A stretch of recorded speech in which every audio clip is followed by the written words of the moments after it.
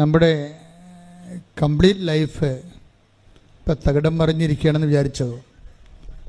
സാമ്പത്തിക പ്രയാസങ്ങളും കുഞ്ഞുങ്ങളുടെ ദുർനടപ്പും വീട്ടിൽ പ്രാർത്ഥനയില്ലായ്മയും അടിക്കടി ഉണ്ടാകുന്ന ദുരന്തങ്ങളും സങ്കടങ്ങളും എല്ലാം കൂടി നിങ്ങളുടെ ജീവിതം ഒരു അലങ്കോലപ്പെട്ടെന്ന് വിചാരിച്ചോ? നിങ്ങളുടെ ഫസ്റ്റ് എയ്ഡ് എന്താണെന്നറിയാമോ? അലങ്കോലപ്പെട്ട് കഴിഞ്ഞാൽ, ജീവിതം അലങ്കോലപ്പെട്ടാൽ, എല്ലാത്തിനൊരു ഫസ്റ്റ് എയ്ഡ് ഉണ്ടല്ലോ. ജീവിതം അലങ്കോലപ്പെട്ടാൽ ഫസ്റ്റ് എയ്ഡ് സാക്ഷ്യങ്ങൾ കേട്ടുകൊണ്ടിരിക്കണം. ഇപ്പം നിങ്ങൾ ആർക്കും വേണ്ട, വീട്ടിൽ തന്നെ നിങ്ങൾക്കൊരു വിലയില്ലെന്ന് വിചാരിച്ചോ? നിങ്ങൾ അങ്ങനെയൊക്കെ പറഞ്ഞാൽ എനിക്കൊന്നും ഫീൽ ചെയ്യത്തില്ല. എന്താ കാര്യം എന്നറിയാവോ? നമ്മൾക്ക് വേണ്ടി വില കൊടുത്തവൻ നമ്മുടെ കൂടെ ഉള്ളപ്പോൾ പിന്നെ ഈ ചുഷ്ടം പോലുള്ള മനുഷ്യർ, നാളെ ചത്തുപോണ മനുഷ്യർ നമ്മളെ വില കൽപ്പിച്ചിട്ട് നമുക്ക് എന്നാ കിട്ടാനാ? ഒന്നും കിട്ടാനില്ല. ക്ലിയർ അല്ലേ? നാളെ ചത്തുപോണ ആൾക്കാർ നമ്മൾക്ക് വില കൽപ്പിച്ചതെന്ത്, കൽപ്പിച്ചില്ല എന്ത്? നമ്മളെ വില കൽപ്പിച്ചവൻ നമ്മളെ വീണ്ടെടുത്തിട്ടുണ്ട്. അവൻ്റെ രക്തം നൽകാൻ കൊടുത്തിട്ട് കൈയടിച്ച് ശ്രദ്ധിക്കണ്ട. ഹല്ലേലൂയ. സാക്ഷ്യങ്ങൾ കേട്ടോണ്ടിരിക്കുമ്പോൾ എന്ത് സംഭവിക്കുന്നറിയാവോ? നമ്മളിൽ എനിക്ക് മനസ്സിലായിരിക്കണതാണ്, ഇപ്പം നമ്മൾ വളരെ ക്ഷീണിച്ച്, ഞാനൊരിക്കൽ ഈ മല കയറാൻ പോയി, മലയാറ്റൂർ മല. അപ്പോൾ എൻ്റെ 2-3 സുഹൃത്തുക്കൾ കൂടെ ഉണ്ടായിരുന്നു. അപ്പോൾ ഞാൻ മല കയറി അവിടെ എത്തുമ്പോൾ ഭയങ്കരമായിട്ട് തളർന്ന്, എനിക്ക് തോന്നുന്നു ഞാൻ തലകറങ്ങിപ്പോകുമെന്ന് വിചാരിച്ചോണ്ട് ഞാനൊരു പാറപ്പുറത്ത് അവിടെ ഇരുന്ന ഉടനെ, മുകളിൽ എത്തിയിട്ടില്ല, ഇനിയൊരു 1/2 കിലോമീറ്റർ മറ്റും ഉണ്ടെന്ന് തോന്നാം. അപ്പോൾ ഞാൻ ഇങ്ങനെ തളർന്നിരിക്കുമ്പോൾ ഒരു മനുഷ്യൻ എനിക്ക് കുരുവില്ലാത്ത ഒരു മുന്തിരിങ്ങ തന്ന, വലിയത്, ഈ നമ്മുടെ കുരുവില്ലാത്ത വലിയ മുന്തിരിങ്ങ തന്നു. ഒരെണ്ണേ തന്നുള്ളൂ. ഞാൻ ഒരെണ്ണം കഴിച്ചപ്പോൾ തന്നെ കുറച്ച് കഴിഞ്ഞപ്പോൾ എനിക്കൊരു സ്റ്റാമിന കിട്ടി. ഞാൻ പിന്നെ ബാക്കിയുള്ളത് ഈസിയായിട്ട് കയറി. ഇതുപോലെയാണ് ജീവിതത്തിൽ തളർന്നിരിക്കുമ്പോൾ നമ്മളൊരു സാക്ഷ്യം കേൾക്കുകയാണെങ്കിൽ നമുക്ക് മനസ്സിലാകും ദൈവം അവർ പാവപ്പെട്ടവരായിരിക്കും സാക്ഷ്യം പറഞ്ഞത്. ഈ ദൈവം ഇപ്പോഴും ജീവിച്ചിരിക്കുന്നു, നമ്മുടെ കൂടെയുണ്ട്. ഇപ്പം ഞാനും ഇതുപോലെ ഒന്ന് ഇൻവെസ്റ്റ് ചെയ്യുകയാണെങ്കിൽ, എൻ്റെ വിശ്വാസം ഇൻവെസ്റ്റ് ചെയ്യുമ്പോൾ ശ്രദ്ധിക്കണം. ബൈബിള് നമ്മളെല്ലാവരും വിശ്വാസമെന്ന് പറയണ പോലല്ല ബൈബിൾ വിശ്വാസമെന്ന് പറയണത്. ബൈബിൾ വിശ്വാസമെന്ന് പറയണത് നമ്മൾ പറയണ ഒരു വിഷയമല്ല, അത് വേറെ ഒരു വിഷയമാണ്. നമ്മൾ വിശ്വസിക്കുന്നൊക്കെ പറയത്തില്ലേ? പക്ഷേ ഇപ്പോൾ ഉദാഹരണത്തിന് വിശുദ്ധ മത്തായിയുടെ സുവിശേഷം 21-ാം അധ്യായം 31-32 വചനങ്ങൾ വായിച്ചേ. ശ്രുതികട ഹല്ലേലൂയ, ഹല്ലേലൂയ, ഹല്ലേലൂയ, ഹല്ലേലൂയ, ഹല്ലേലൂയ. യേശുവേ നന്ദി, ഹല്ലേലൂയ, ഹല്ലേലൂയ. കൈയടിച്ചുകൊണ്ട് ശ്രുതികൾ ഹല്ലേലൂയ, ഹല്ലേലൂയ, യേശുവേ നന്ദി, ആരാധന, ഹല്ലേലൂയ.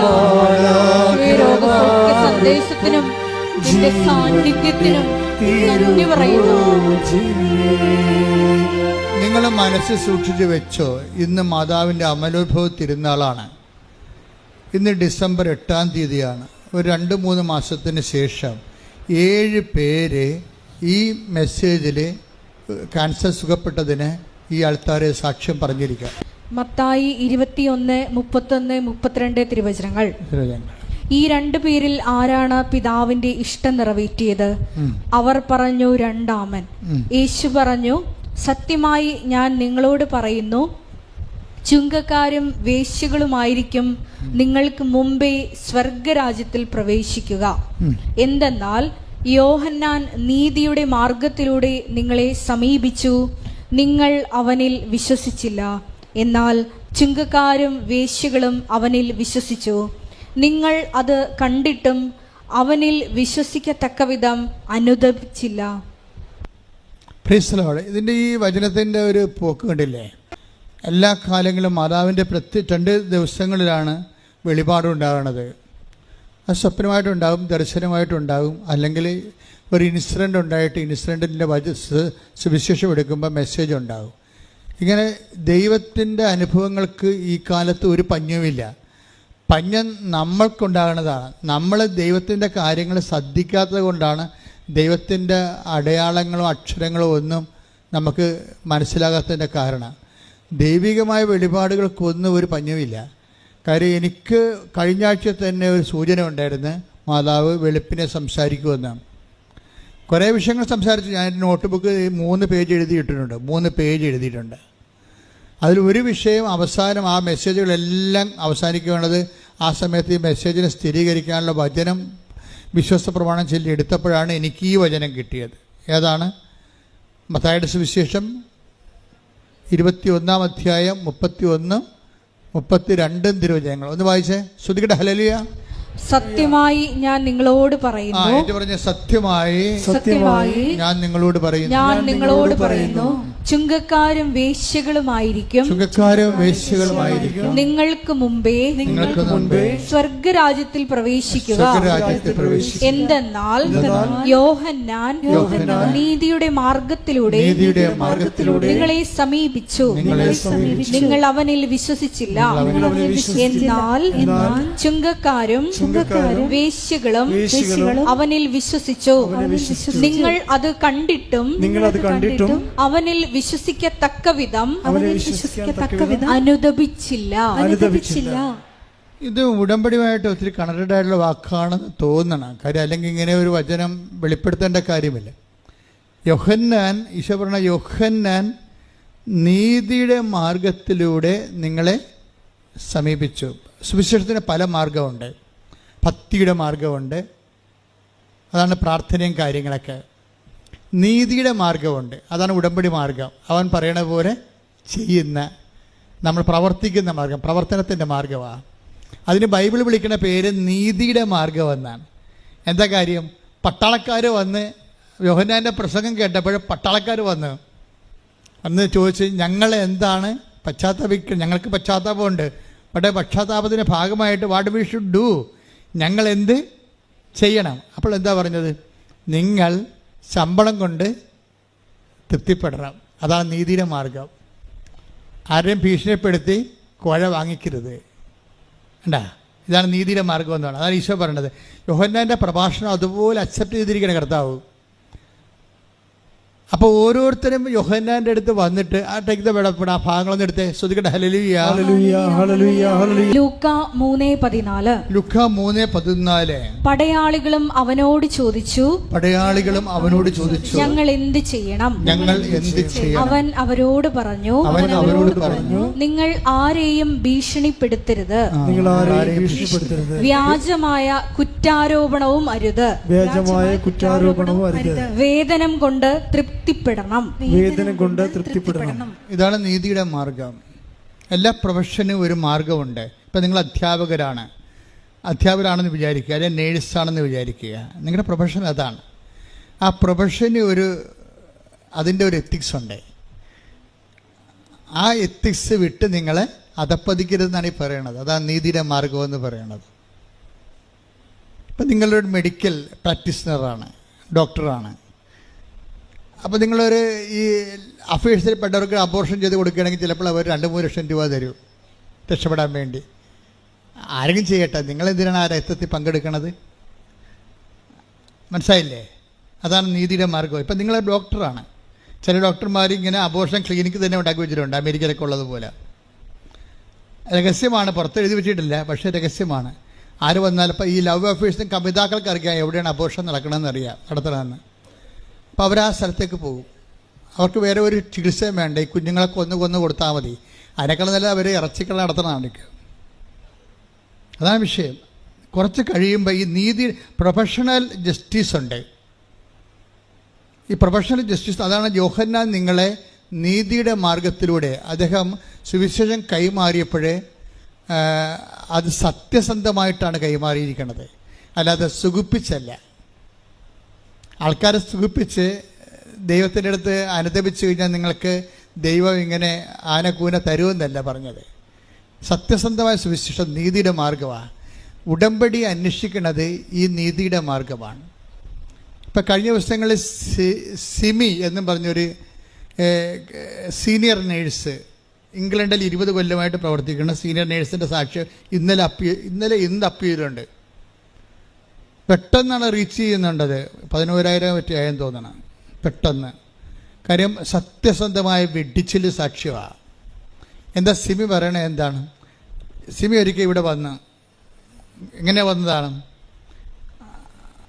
മാതാവിൻ്റെ അടുത്ത് അവളുടെ അമ്മ നേർച്ച നേർന്ന്, ആ സഹോദരിയുടെ അമ്മ നേർച്ച നേർന്ന്. അപ്പം അമ്മയോട് പറഞ്ഞ്, ഞാൻ ആവശ്യമായിട്ട് പള്ളിയും പ്രാർത്ഥനയൊക്കെ ഉള്ള ആളാണ്, അമ്മ എനിക്ക് വേണ്ടി പ്രത്യേകിച്ച് നേർച്ച ഒന്നും നേരണ്ട, ഇങ്ങനെ ലോകം മുഴുവനുള്ള ധ്യാനകേന്ദ്രത്തിൽ എന്നെക്കുറിച്ച് നടക്കേണ്ട കാര്യമെല്ലാം ഉണ്ട്. അമ്മയെ വഴക്കിട്ടുകൊണ്ടാണ് അവരോട് വരണത്.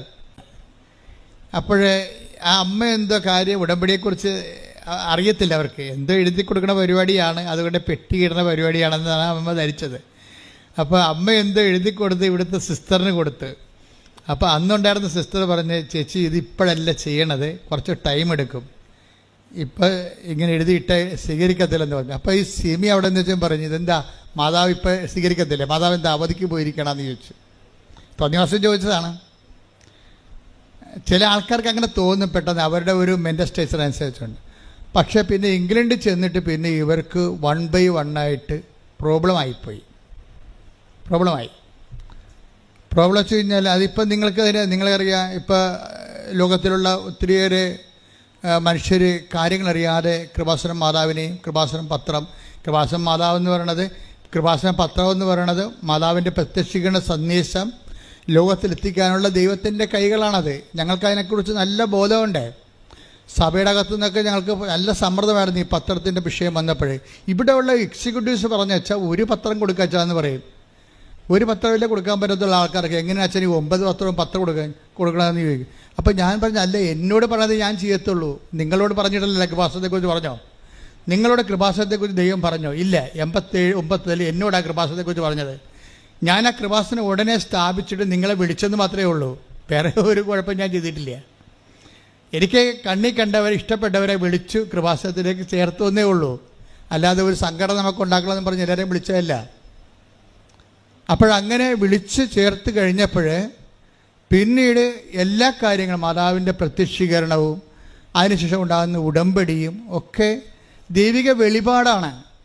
ഞാൻ ദൈവത്തിൻ്റെ വചനങ്ങളോട് കർക്കശ്യമായ നീതി പുലർത്തുമ്പോൾ ദൈവം എന്നെ ഇതുപോലുള്ള കാര്യങ്ങൾ പറയാൻ പറ്റുന്ന ആളാണെന്ന് മനസ്സിലാക്കിയിട്ട് കാലാകാലങ്ങളിൽ ദൈവം പറഞ്ഞുകൊണ്ടേയിരുന്നു, ഓരോ കാര്യങ്ങൾ പറഞ്ഞുകൊണ്ടേയിരിക്കും. ഉടമ്പടി ചെയ്യാൻ പറഞ്ഞു. അപ്പോൾ എന്നോട് ആദ്യം പറഞ്ഞത്, പ്രത്യക്ഷീകരണം നടന്നിട്ട് 10 കൊല്ലമായില്ലേ, ഇന്ന് മറ്റൊരു നീ ചെയ്താ, അതുകൊണ്ട് നീ ഇനി പണിക്ക് നടക്കണ്ടേ എന്ന് പറഞ്ഞ് എന്നെ ആട്ടി ഓടിച്ച പോലെ വാടിപ്പെട്ട് ഓടിച്ചതാണ്. എനിക്കകത്ത് കയറാൻ അനുവാദമില്ല. നിങ്ങളോടൊക്കെ ഞാൻ അത് പല പ്രാവശ്യം പറഞ്ഞിട്ടുള്ളതാണ്. പക്ഷേ 5 മിനിറ്റിനുള്ളിൽ ദൈവം എന്നെ അവിടെ കയറ്റിയില്ലെങ്കിലും എനിക്ക് പ്രത്യക്ഷീകരണ പ്രാർത്ഥന തന്ന്, ഞാൻ കാറിൽ കാറ് ഇങ്ങോട്ട് വളഞ്ഞപ്പോൾ തന്നെ, കേരളത്തിലേക്ക് വളഞ്ഞപ്പോൾ തന്നെ പ്രത്യക്ഷീകരണ പ്രാർത്ഥന തന്നു. ആ പ്രത്യക്ഷീകരണ പ്രാർത്ഥനയാണ് ഇന്ന് നമ്മൾ എല്ലാ ദിവസവും വെളുപ്പിന് 5 മണിക്ക് അച്ഛൻ ചെല്ലത്തില്ലേ, 20-ാം വർഷം ആ പ്രത്യക്ഷ പ്രാർത്ഥന ചെല്ലണത്. അത് ചെറിയ പ്രത്യക്ഷ പ്രാർത്ഥന ഇരുന്നത്. അമ്മയുടെ പ്രത്യക്ഷീകരണത്തിൻ്റെ ആദ്യത്തേത് ദശക പ്രാർത്ഥന, ഇപ്പോൾ ദശകം 20 വർഷമായതിൻ്റെ പ്രാർത്ഥനയാണ്. ആ പ്രാർത്ഥന കുറേ നാൾ പ്രാർത്ഥിച്ചു കഴിഞ്ഞപ്പോഴാണ് പിന്നെ അമ്മ ഉടമ്പടിയെക്കുറിച്ച് പറയണത്. ഇപ്പോൾ ഉടമ്പടിയെക്കുറിച്ച് എന്താ പറഞ്ഞത്? ഇപ്പം എന്താ പറഞ്ഞിരിക്കുന്നത്? ഉടമ്പടി യോഹന്നാൻ്റെ നീതിയുടെ മാർഗമായിട്ട് ഇതിന് ബന്ധമുണ്ടെന്നാണ് പറയണത്. ഇപ്പം പറഞ്ഞു കേട്ടില്ലേ, ഇന്നലെ അമ്മയുടെ പ്രത്യക്ഷീകരണത്തിൻ്റെ വെളുപ്പാങ്കാലമാണ്. എന്താ പറയണത്? ഉടമ്പടി നീതിയുടെ മാർഗമാണെന്ന് ജനങ്ങളോട് നീ പറയണം. അല്ലാതെ പ്രാർത്ഥന മാത്രം ചൊല്ലിക്കൊണ്ടിരിക്കരുത്. വീട്ടിൽ പോയി പ്രത്യക്ഷീകരണ പ്രാർത്ഥന ചൊല്ലിക്കൊണ്ട് മാത്രം ഇരുന്നുകൊണ്ട് ദൈവത്തിൻ്റെ അനുഗ്രഹം അടിച്ചു മാറ്റാൻ വേണ്ടി ആരും മസിൽ പിടിക്കേണ്ട കാര്യമില്ല. അതാണ് പച്ചക്ക് പറയുകയാണ് സംഭവം. ജീവിതം കറക്റ്റ് ചെയ്യാതെ പ്രാർത്ഥിച്ച് മാത്രം ഇരുന്ന പിച്ചുമ്പയും പറഞ്ഞ ആൾക്കാർ പോലെ ഇരിക്കും. ഉടമ്പടി ഒരു പ്രാർത്ഥനയുടെ മാർഗമല്ല, മറിച്ച് എന്താണ്, അത് പ്രാർത്ഥനയെ സപ്പോർട്ട് ചെയ്യുമ്പോൾ തന്നെ ബേസിക് ആയിട്ട് നീതിയുടെ മാർഗമാണ്. ഒന്നൊരു വായിച്ചമാറ്. എന്തെന്നാൽ യോഹന്നാൻ നീതിയുടെ മാർഗത്തിലൂടെ നിങ്ങളെ സമീപിച്ചു, നിങ്ങൾ അവനിൽ വിശ്വസിച്ചില്ല. ഇതാണ് പ്രശ്നം. ഉടമ്പടി മാർഗത്തിലൂടെ നിങ്ങളെ സമീപിക്കുന്നു. നിങ്ങൾ ഉടമ്പടി ചെയ്തിട്ടുണ്ട്, പക്ഷേ ഉടമ്പടി ചെയ്ത കുറേ ആൾക്കാർ ദൈവം വിശ്വസിക്കണില്ല. ഇതാണ് ഇതിൻ്റെ ട്രാജഡി. ഉടമ്പടി ചെയ്ത അണ്ണന്മാർ കേൾക്കണം കേട്ടോ. ഉടമ്പടി ചെയ്ത 50% പേരെയെങ്കിലും ദൈവം വിശ്വസിക്കണില്ല. എന്താ കാരണം? യോഹന്നാൻ നീതിയുടെ മാർഗത്തിലൂടെ വന്നു. വായിച്ചോ. എന്തെന്നാൽ യോഹന്നാൻ നീതിയുടെ മാർഗത്തിലൂടെ നിങ്ങളെ സമീപിച്ചു നിങ്ങൾ അവനിൽ വിശ്വസിച്ചില്ല. എന്ന് വെച്ചാൽ അതിന്റെ അർത്ഥം എന്താണ്? പട്ടാളക്കാരും അത് ചോദിച്ചു, ഞങ്ങൾ എന്ത് ചെയ്യണം? അപ്പൊ യോഹന്നാൻ എന്ത് പറഞ്ഞു? നിങ്ങൾ ആരെയും ഭീഷണിപ്പെടുത്തരുത്. കിമ്പളം മേടിക്കാനല്ല ഭീഷണിപ്പെടുത്തുന്നത്. എല്ലാ വീടുകളിലൊക്കെ കയറിയിട്ട് ഭീഷണിപ്പെടുത്തിയിട്ട് അപ്പം എടുത്തുകൊണ്ട് പോവുക അന്നത്തെ പട്ടാളക്കാരുടെ മെയിൻ പരിപാടിയായിരുന്നു. വസ്ത്രം എടുത്തുകൊണ്ട് പോവുക, പെണ്ണുങ്ങൾ മാത്രമുള്ള സ്ഥലത്ത് നിന്ന് അവരെ ഡിസ്റ്റർബ് ചെയ്യുക. ഇതാണ് അവരുടെ അഴിമതി. അന്നത്തെ റോമാൻ പട്ടാളക്കാരല്ലേ, അവരുടെ അഴിമതി അതാണ്, നമ്മൾ കണ്ടതാണത്, ബൈബിളിലുണ്ടത്. അപ്പോൾ ആരെയും ഭീഷണിപ്പെടുത്തരുത്. പിന്നെ എന്താണ്? വേതനം കൊണ്ട് തൃപ്തിപ്പെടണം. അത് നിസ്സാര കാര്യമല്ല. അതാണ് അതിന് ദൈവം പറയണത്. ഇപ്പം നിങ്ങൾ ശമ്പളം വാങ്ങിക്കുന്നു എങ്കിലും നിങ്ങളെ കിമ്പളം വാങ്ങിക്കുകയും ചെയ്യുന്നുണ്ട്. എന്താ കാര്യം വെച്ച് കഴിഞ്ഞാൽ, കിമ്പളം വാങ്ങിച്ചു കഴിയുമ്പോൾ സ്വാഭാവികമായിട്ട് ദൈവം നിങ്ങൾക്ക് ഭക്ഷണം കഴിക്കാനും യോഹന്നാൻ എന്താ പറയണമെന്നറിയാവോ? എന്തുകൊണ്ട് കിമ്പളം വാങ്ങിക്കേണ്ടെന്നാണ് പറയണമെന്നറിയാവോ? അതായത് നിങ്ങളുടെ ശമ്പളം കൊണ്ട് നിങ്ങൾ തൃപ്തിപ്പെടണം. ഇവിടുത്തെ മെയിൻ പ്രശ്നം അതാണല്ല. ഇപ്പോൾ 1,00,000 രൂപ ശമ്പളമുള്ള ആളിനെ എന്തുകൊണ്ടാണ് മറ്റുള്ളവരുടെ ഈ നക്കാപ്പിച്ച ചട്ടിയിലേക്ക് കൈയിട്ട് വരണത്? എന്താണ്? അയാൾക്ക് തൃപ്തിയില്ല. അവർക്ക് തൃപ്തി ഇല്ലെങ്കിലും ഇത് ഒരു മാനസിക രോഗമാണ് തൃപ്തിയില്ലെന്ന് പറയണത്. അല്ലാതെ അത് ഒരു മാനുഷിക പ്രശ്നമല്ല. തൃപ്തിയില്ലെന്ന് പറയണത് ഒരു മാനസിക രോഗമാണ്. എന്താ കാര്യം? ഒരു ലേഡി, ഒരു 10-40 വയസ്സുള്ള ലേഡിയുടെ ഒരു വീഡിയോ ഇറങ്ങിയിട്ടുണ്ട്. നിങ്ങൾ കണ്ടാന്നറിയത്തില്ല. അവർ പറയണത്, ഞാൻ ആഫ്രിക്കക്കാരുമായിട്ട് ശയിച്ചിട്ടുണ്ട്, പോരെ ഇന്ത്യക്കാർ, എന്നിട്ട് ഇംഗ്ലീഷുകാർ. ഒരു ലേഡി പച്ചക്ക് പറയണ അവിടെ ഇരുന്നുണ്ടേ, ഈ ലോകത്തിലുള്ള ഓരോ രാജ്യത്തിലുള്ള ആൾക്കാരുമായിട്ട് അവർക്ക് ശാരീരിക ബന്ധമുണ്ടെന്നാണ്. എന്നിട്ടും ഈ ആൾക്ക് തൃപ്തിയില്ല. അതൊരു മാനസിക രോഗമാണ്. സുവിശേഷത്തിൻ്റെ പ്രധാനപ്പെട്ട ഉദ്ദേശം, നിങ്ങൾ അവറേഷൻസ് കാണിക്കുമ്പോഴേ, സെക്ഷൽ അവറേഷൻ ആയാലും ശരി, നിങ്ങളുടെ ജീവിത പങ്കാളിയുമായിട്ട് നിങ്ങൾക്ക് തൃപ്തിപ്പെടാൻ പറ്റണില്ല എങ്കിൽ അതിന് നിങ്ങൾ ബാക്കി ഒരു ഔട്ട് പോസ്റ്റൊക്കെ ഉണ്ടാക്കിയെടുക്കണമെന്നുണ്ടെങ്കിൽ നിങ്ങൾക്ക് വേണ്ടത് എന്താണെന്നറിയാവോ? അങ്ങനെ ഒരു ഔട്ട് പോസ്റ്റ് ഉണ്ടായാൽ എത്ര ഔട്ട് പോസ്റ്റ് ഉണ്ടാക്കിയെടുത്താലും ശരി, സ്റ്റെപ്പിനി ഉണ്ടാക്കിയെടുത്താലും നിങ്ങളുടെ ആർത്തി തീരത്തില്ല. ആർത്തിക്ക് അഭിഷേകമാണ് മരുന്നെന്ന് പറയണത്. ആർത്തിക്ക് മരുന്നില്ലല്ലോ. ആർത്തിക്ക് മരുന്ന് ബൈബിളിൽ മാത്രമേ ഉള്ളൂ. അതിന് അഭിഷേകമെന്നാണ് പറയണത്. അതുകൊണ്ടാണ് 5 ഭർത്താക്കന്മാരുണ്ട്. സ്ത്രീയോട് ഈശോ എന്താ പറയണത്? ഈ വെള്ളം കുടിക്കണവൻ ഇനിയും ദാഹിക്കും. അതല്ലേ 4:13 എടുത്തേ. യേശു പറഞ്ഞു, ഈ വെള്ളം കുടിക്കുന്ന ഏവനും വീണ്ടും ദാഹിക്കും. കണ്ട, 5 ഭർത്താക്കന്മാരെ വെച്ച് ഉപയോഗിച്ചുകൊണ്ടിരിക്കുന്ന സ്ത്രീയോടാണ് ഈശോ പറയണത്. എന്താ പറയണത്? നിനക്ക് 6 അല്ല 60 ഭർത്താവ് ഉണ്ടായാലും പിന്നെയും ഈ കലാപരിപാടി തുടങ്ങിക്കൊണ്ടേയിരിക്കും, വീണ്ടും ദാഹിക്കും. പിന്നെ എന്തായാലും മറുപടി ഉണ്ട്. എന്താ ചെയ്യണത്? എന്നാൽ ഞാൻ നൽകുന്ന വെള്ളം കുടിക്കുന്നവന് പിന്നീട് ഒരിക്കലും ദാഹിക്കുകയില്ല. ഞാൻ നൽകുന്ന ജലം അവനിൽ നിത്യജീവനിലേക്ക് നിർഗളിക്കുന്ന അരുവിയാകും. അതായത് തന്നിൽ വിശ്വസിക്കാനിരുന്നവർ സ്വീകരിക്കാനിരുന്ന പരിശുദ്ധാത്മാവിനെ കുറിച്ചാണ് അവനിത് പറഞ്ഞത്. അതാണ് അഭിഷേകത്തിൻ്റെ ആത്മാവ്. അല്ല, എൻ്റെ മക്കളെ, എന്തെങ്കിലും കാര്യത്തിൽ നിങ്ങളെ പെട്ടിരിക്കണമെന്ന് വിചാരിച്ചോ? പെട്ടിരിക്കണം. നിങ്ങൾക്ക് വേണ്ടത് അഭിഷേകമാണ് വേണ്ടത്. നിങ്ങളിപ്പോൾ ഈ വിഷയം, അതായത് ഇപ്പം ആകുലത ആയാലും ശരി, റെക്കറിങ് ആയിട്ടൊരു ആകുലത ഉണ്ടാവണമെന്ന് വിചാരിച്ചോ? ആ ആകുലത ഉണ്ടാക്കുന്ന വിഷയങ്ങൾ അതേപടി പച്ചക്ക് നിലനിൽക്കുമ്പോൾ തന്നെ നിങ്ങളുടെ ആകുലതകൾ മാറ്റാൻ. ഇപ്പം സെമിയുടെ സാക്ഷ്യം അങ്ങനെയാണ്. സെമി എന്താ പറയണത്? ഇംഗ്ലണ്ടിൽ എൻ്റെ മകനെ കൊണ്ടുപോയി ഞാൻ സ്കൂളിൽ ചേർത്തപ്പോഴുണ്ട് അവർ പറഞ്ഞ് കുഞ്ഞിനെ കൗൺസിൽ ചെയ്യും. അവിടുത്തെ സിസ്റ്റം അതാണ്.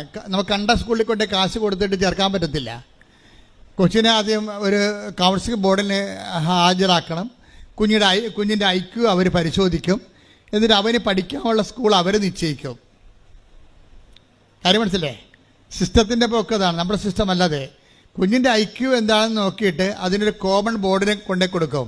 ആ ബോർഡിൽ ഇവനെ എഴുതിച്ചും വായിച്ചും സംസാരിച്ചും ഇവൻ ചിരിക്കുന്നുണ്ടോ, ആൾക്കാരുമായിട്ട് കൂട്ടുകൂടുന്നുണ്ടോ, ഇവൻ തമാശ പറയുമ്പോൾ ചിരിക്കുന്നുണ്ടോ, അതാ നിസ്സാര കാര്യത്തിന് ഇവൻ്റെ EQ ഒക്കെ, ഇമോഷണൽ കോഷൻസ് ഒക്കെ പോയി കിടക്കുകയാണ്. ഇതെല്ലാം നോക്കിയിട്ടാണ്, ഇവൻ്റെ മെൻ്റൽ സ്റ്റേച്ചറൊക്കെ നോക്കിയിട്ടാണ് ഇവനെ സ്കൂൾ നിശ്ചയിക്കണവരെ. അങ്ങനെ സ്കൂൾ നിശ്ചയിക്കുമ്പോൾ കേരളത്തിലുള്ളതുപോലെ നല്ല സ്കൂൾ ഇവർക്ക് കിട്ടിയില്ല. ഇവർ വിചാരിച്ചത് നമ്മൾ പൈസ കൊടുത്തു കഴിഞ്ഞാൽ നല്ല സ്കൂളിൽ പഠിപ്പിക്കാമെന്ന്. പക്ഷെ അവിടെ നടക്കത്തില്ല. കൊച്ചിൻ്റെ കപ്പാസിറ്റി അനുസരിച്ച് മാത്രമേ പഠിപ്പിക്കൂ. ഇതോടുകൂടി ഈ സിമിയുടെ കൺട്രോൾ പോയി, സങ്കടമായി, ഭയങ്കര നിരാശയായി. ഇനി ഇവരെ ഇട്ടതൊരു 6ാം തരത്തിലുള്ള സ്കൂളിലാണ് വിട്ടിരിക്കുന്നത്. ആ സ്കൂളിലാണെങ്കിൽ അതായത് ഒരുമാരപ്പെട്ട പിള്ളേരൊക്കെ ഈ 2ാം ക്ലാസ്സുകാരെ ഡ്രഗ്സ് എടുക്കുന്ന സ്കൂളാണ്. സിഗരറ്റ് വലിക്കുന്ന 4ാം ക്ലാസ്സുകാരൻ. അപ്പം അങ്ങനെയൊക്കെയുള്ള സ്കൂളിൽ ചെന്ന് ഇവൻ മിക്കവൻ്റെ കാര്യം പോക്കായിരിക്കും. അപ്പോഴങ്ങനെ അതുകൊണ്ട് തന്നെ ഇവർക്ക് ഭയങ്കര സങ്കടമാണ്. ഇവിടെ കണ്ണ് തോരണില്ല. മാതാവിനോട് തോന്നിയ ദിവസം പറഞ്ഞ് പോയതാണ്, മാതാവ് അവധിയിലാണെന്ന് പറഞ്ഞു പോയതാണ്. ഇവിടെ കണ്ണ് തോരണില്ല. പക്ഷെ നമ്മളുടെ സത്യസന്ധമായിട്ട് അവർക്കിത് വിശ്വസിക്കാൻ കഴിഞ്ഞില്ലെന്ന് പറയുന്നത് ഒരു ക്രൈമൊന്നുമല്ല. ഒരു മനുഷ്യനെ വിശ്വസിക്കാൻ ടൈം എടുക്കും, അത്രയേ ഉള്ളൂ. അതല്ല പ്രശ്നം. ഇവർ ബേസിക്കായിട്ട് നല്ല ലേഡിയാണ്. അവർക്ക് പള്ളിയും പ്രാർത്ഥനയും കൃപയും കുമ്പസാരമൊക്കെ ഉള്ളൊരു ലേഡിയാണ്. പക്ഷെ അവർക്ക് പുതിയ പുതിയ സംവിധാനങ്ങളൊക്കെ ഉൾക്കൊള്ളുമ്പോൾ ശരി, നമ്മുടെ സഭയിൽ തന്നെ കരിസ്മാറ്റിക് പ്രസ്ഥാനം വന്നപ്പോൾ എല്ലാവർക്കും ഉൾക്കൊള്ളാൻ പറ്റിയ ഇല്ല. 50% പേര് അതിൻ്റെ അകത്തേക്ക് മൊബിലൈസ് ആയിപ്പോയിട്ടുള്ളൂ. ബാക്കി 50% ട്രഡീഷണലായിട്ട് ഇപ്പോഴും നിലനിൽക്കുന്നുണ്ട് അവർ. അപ്പം ആരുടെ കുറ്റമല്ല, ആൾക്കാർക്ക് ചിലത് ഉൾക്കൊള്ളാൻ പറ്റത്തില്ല, അതുകൊണ്ടാണ്, വേറെ പ്രശ്നമൊന്നുമില്ല. പക്ഷേ ഇവളിങ്ങനെ പറഞ്ഞത് കാരണം ഇവർക്ക് പിന്നീട് ഇങ്ങനെ ഇഷ്യൂസ് ഉണ്ടാക്കാൻ തുടങ്ങി. അപ്പോൾ സിമിക്ക് ഭയങ്കര സങ്കടമായി. അവർക്ക് ജോലി ചെയ്യാൻ പറ്റണില്ല. ഓർക്കുമ്പോഴൊക്കെ നെടുവീർപ്പും ഈ കുഞ്ഞിൻ്റെ ഭാവി എന്താണ് ഇനി എന്നൊക്കെ പറഞ്ഞേക്കുമ്പോൾ ആണ് പെട്ടെന്ന് ഇവളോടത്ത് ദൈവമേ. അപ്പോൾ അമ്മ വിളിച്ചു, ഇവളുടെ അമ്മ വിളിച്ചു പറഞ്ഞു, നീ അന്ന് അസഭ്യം പറഞ്ഞു പോയ മാതാവില്ലേ, ആ മാതാവിൻ്റെ പത്രമൊക്കെ നീ കാണുന്നില്ലേ, എന്തുമാത്രം മനുഷ്യരാണ് അവിടെ പോയി രക്ഷപ്പെടണമെന്ന് നീ അമ്മ പറഞ്ഞു കൊടുക്കും. ഇപ്പോഴാണ് അവർക്കൊരു ബോധം വന്നത്. അപ്പോൾ ഉടനെ അവരെന്ത് ചെയ്യും, അവർ ഓൺലൈൻ ഉടമ്പടി എടുക്കും. മദറിനോട് സോറി പറഞ്ഞിട്ട് ഒരു ഓൺലൈൻ ഉടമ്പടി എടുക്കും. ഓൺലൈൻ ഉടമ്പടി എടുക്കുമ്പോൾ എന്താ സംഭവിക്കണമെന്ന് വെച്ച് കഴിഞ്ഞാൽ, നിങ്ങൾക്കറിയാലോ, ഓൺലൈൻ ഉടമ്പടിയിൽ ആകപ്പാടി ഇല്ലാത്തതായിട്ട് എന്താ ഉള്ളത്, നേർച്ച വസ്തുക്കൾ മാത്രമേ ഇല്ലാതുള്ളൂ, ബാക്കി എല്ലാം ഉടമ്പടി തന്നെയാണത്. സത്യസന്ധമായിട്ട് സീരിയസ് ആയിട്ട് എടുക്കുന്നവർ അത് അകലെ ഉള്ളവർക്ക് വേണ്ടിയുള്ളതാണ്. ഓൺലൈൻ ഉടമ്പടി എന്തിനാണ്? അന്റാർട്ടിക്ക പോലുള്ള ഒരു കാലത്ത് നാട്ടിൽ വരാൻ പറ്റാത്ത ആൾക്കാർക്ക് വേണ്ടിയുള്ളത്. മാതാവിൻ്റെ മല പ്രത്യക്ഷ ഈ ഉടമ്പടി വെളിപ്പെടുത്തിയപ്പോൾ തന്നെ അതിൻ്റെ കൂടെ പടപടാന്ന് വെളിപ്പെടുത്തിയതാണ്. അല്ലാതെ പിന്നീട് ഞങ്ങളാരും ചിന്തിച്ച് ചെയ്തതൊന്നും അല്ല. ഇത് ചിന്തിച്ചോ ആലോചിച്ചോ ചെയ്തതല്ല. എനിക്കാണെങ്കിൽ കമ്പ്യൂട്ടറിന് ശരിക്കും വശമില്ല, മൊബൈൽ മാത്രമേ കൈകാര്യം ചെയ്ത് പരിചയമുള്ളൂ. ഞാൻ ചുമ്മാ ഒരു കമ്പ്യൂട്ടർ ഓപ്പൺ ചെയ്തുകൊണ്ടിരിക്കുകയായിരുന്നു. ഈ മാതാവ് പ്രത്യക്ഷപ്പെട്ടതിൻ്റെ ഈ ഉടമ്പടി, നമ്മുടെ ഇന്നത്തെ ഉടമ്പടി 2015 അമ്മ വെളിപ്പെടുത്തിയത്. ആ 2016 കാലഘട്ടങ്ങളിൽ തന്നെയാണ് ഞാൻ ചുമ്മാ കമ്പ്യൂട്ടർ നോക്കിക്കൊണ്ടിരിക്കുകയാണ്. അപ്പോഴേ എനിക്ക് പെട്ടെന്നൊരു ലിങ്ക് കിട്ടി. ലിങ്ക് കിട്ടിയപ്പോൾ ഞാൻ ഉടനെ ജോമളെ വിളിച്ച് പറഞ്ഞു, ഇങ്ങനെ ഒരു ലിങ്ക് കിട്ടിയിട്ടുണ്ട്. അപ്പോൾ ജോമള പറഞ്ഞു, അപ്പോൾ ഒരു ഡിക്സൺ എന്ന് പറഞ്ഞ ഒരുത്തനും ഇവിടെ ഇങ്ങോട്ട് വന്ന് പറഞ്ഞു, അച്ഛൻ്റെ പത്രം ഉണ്ടല്ലോ, ഞാൻ സ്വന്തമായിട്ട് ഡിസൈൻ ചെയ്ത് തരാം. ഞാൻ പത്രം എനിക്ക് കിട്ടിയായിരുന്നു. അപ്പോൾ എനിക്കിങ്ങനെ അറിയത്തില്ല, അങ്ങനെ എറണാകുളത്തുകാരനാണ്. എവിടെയോ പള്ളിയിൽ നിന്ന് കൃപാസനം പത്രം കിട്ടിയോ പുള്ളി വായിച്ച് നോക്കിയോ പുള്ളി പറഞ്ഞു, ഇത് ഇങ്ങനെയല്ല ഡിസൈൻ ചെയ്യേണ്ടത്. പുള്ളി കമ്പ്യൂട്ടർ ഗ്രാഫിക്സ് ചെയ്ത് ഡിസൈൻ ചെയ്യുന്ന ആളാണ്, ഞാനത് ഫ്രീ ആയിട്ട് ചെയ്തു തരാമെന്ന് പറഞ്ഞു. അപ്പോൾ അങ്ങനെ ഒരാളെ അമ്മ ലൈനിൽ കൊണ്ടുവന്നപ്പോൾ അത് ഈ ദിവസങ്ങൾ തന്നെയായിരുന്നു. അപ്പോൾ ഞങ്ങളുടനെ ഈ ലിങ്ക് അദ്ദേഹത്തിന് അയച്ചു കൊടുത്തിട്ട് പറഞ്ഞു, ഞങ്ങൾക്ക് വേണ്ട ഈ ലിങ്ക് നോക്കിക്കേ, ഇതനുസരിച്ച് ഞങ്ങൾക്ക് വേണ്ട ഓപ്ഷൻ എന്ന് പറയണത്, ഞങ്ങൾ ഇവിടെ ഒരു മനുഷ്യൻ ഏത് കോണ്ടിനെൻറ്റിൽ നിന്നുകൊണ്ടും ഏത് ഭൂഖണ്ഡത്തിൽ നിന്നുകൊണ്ടും അവൻ്റെ പേരും അവൻ്റെ സങ്കടവും അവൻ്റെ അറ്റകൈ സമയത്ത് ഈ ലിങ്കിലോട്ട് അടിച്ചു കയറ്റിയാൽ ഇവൻ്റെ പേരിലൊരു തിരി തെളിഞ്ഞിട്ട് അവൻ്റെ പേര് തെളിയണം മാതാവിൻ്റെ മുമ്പേ, കൃപാസനം മാതാവിനെ ഉടനെ കാണിക്കണമെന്ന് പറഞ്ഞു. ഞങ്ങളത് വേണ്ടി പ്രാർത്ഥിച്ചോളാം. ഇതിൻ്റെ ആസ്തി ഭദ്രതയെന്ന് പറയണത് 97 മുതൽ ഞങ്ങൾ നടത്തി 87 മുതൽ ഇന്ന് വരെ നടത്തിയിട്ടുള്ള കടലിലെ കൺവെൻഷനും 10,000 മനുഷ്യരെ കേരളം മുഴുവൻ നടന്ന് ധ്യാനം നടത്തിയതും ഇവിടെ നടന്നിട്ടുള്ള ലക്ഷക്കണക്കിന് അഖണ്ഡ ജപമാലയും ഞാൻ ഒരു രാത്രി മുഴുവനൊക്കെ ഇരുന്ന് ആൾക്കാരെ കണ്ടിട്ടുണ്ട്, പ്രാർത്ഥിച്ചിട്ടുണ്ട് രാത്രി മുഴുവനും. അങ്ങനെ 2004 മുതൽ 2018 കോവിഡ് വരെ ഇവിടെ ഈ എല്ലാ ദിവസവും രാത്രി 6 മണി തൊട്ട് വെളുപ്പിന് 6 മണി വരെ ആൾക്കാരെ കാണാൻ വേണ്ടി രാത്രി ഇരിക്കുമായിരുന്നു ഇവിടെ. തലയൊക്കെ പൊട്ടിപ്പോണ അവസ്ഥയിലാണ് ഞാൻ ഇവിടുന്ന് പോയി അമ്പലപ്പുഴ പോയി കുർബാന ചെല്ലണത്. അപ്പോൾ ഇങ്ങനെ കുറേ ത്യാഗങ്ങളെ കർത്താവിന് വേണ്ടി സഹിച്ചിട്ടുണ്ട്. അപ്പോൾ അതിൻ്റെ എല്ലാം ആസ്തിയിലായിരിക്കണം ജനങ്ങൾ തിരികെത്തിക്കേണ്ടത്. അവർക്ക് മെറിറ്റില്ലെങ്കിലും കൃപാസനത്തിൻ്റെ ഒരു ആസ്തിയിൽ അവർക്ക് ദൈവത്തിൻ്റെ അനുഗ്രഹം കിട്ടണം. അതാണ് ഇതിൻ്റെ ഉദ്ദേശമെന്ന് പറഞ്ഞ് ഉടനെ പുള്ളിക്കാരന് പെട്ടെന്ന് മാതാവ് ഇത് ദൈവം ഒരു കാര്യം ഏറ്റെടുത്താൽ പിന്നെ പ്രോജക്റ്റും ഫണ്ടും പ്ലാനും ഫണ്ടും എല്ലാം ദൈവം ഇങ്ങനെ ഇഷ്യൂ ചെയ്തുകൊണ്ടിരിക്കും. അത് ഉടനെ ദൈവം ഉടനെ ആ മനുഷ്യനതൊരു ഐഡിയ കൊടുത്തു. പെട്ടെന്ന് അയാൾക്കത് കത്തി.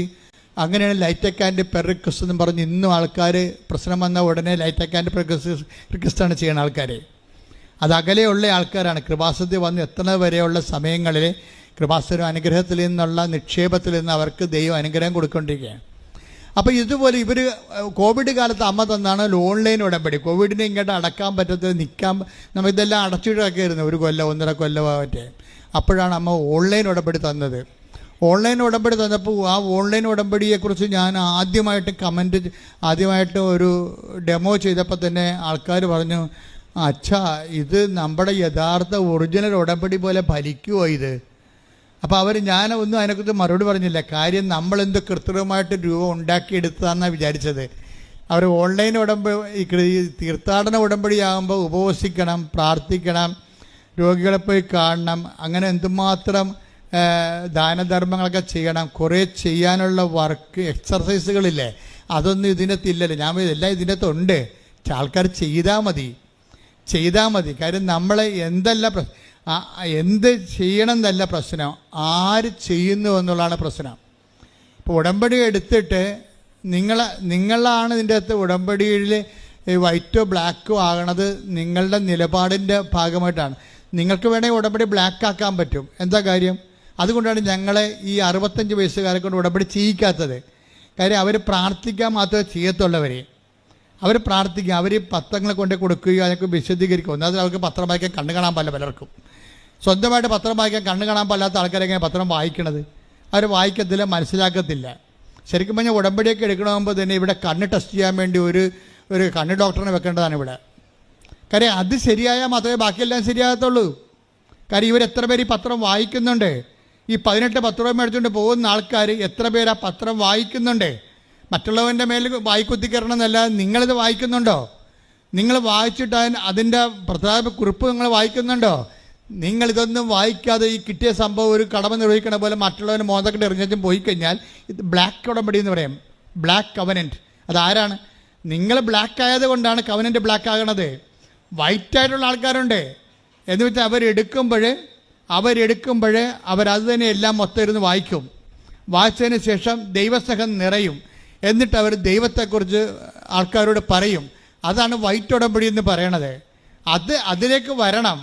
കാര്യം ജനങ്ങൾക്ക് മാനസാന്തരം ഉണ്ടാകുകയും ദൈവത്തെ അവർ അറിയുകയും നീതിയുടെ മാർഗത്തിലേക്ക് സമൂഹം പരിവർത്തനം ചെയ്യപ്പെടണം. ശ്രുതികട്ടെ ഹല്ലേലൂയ.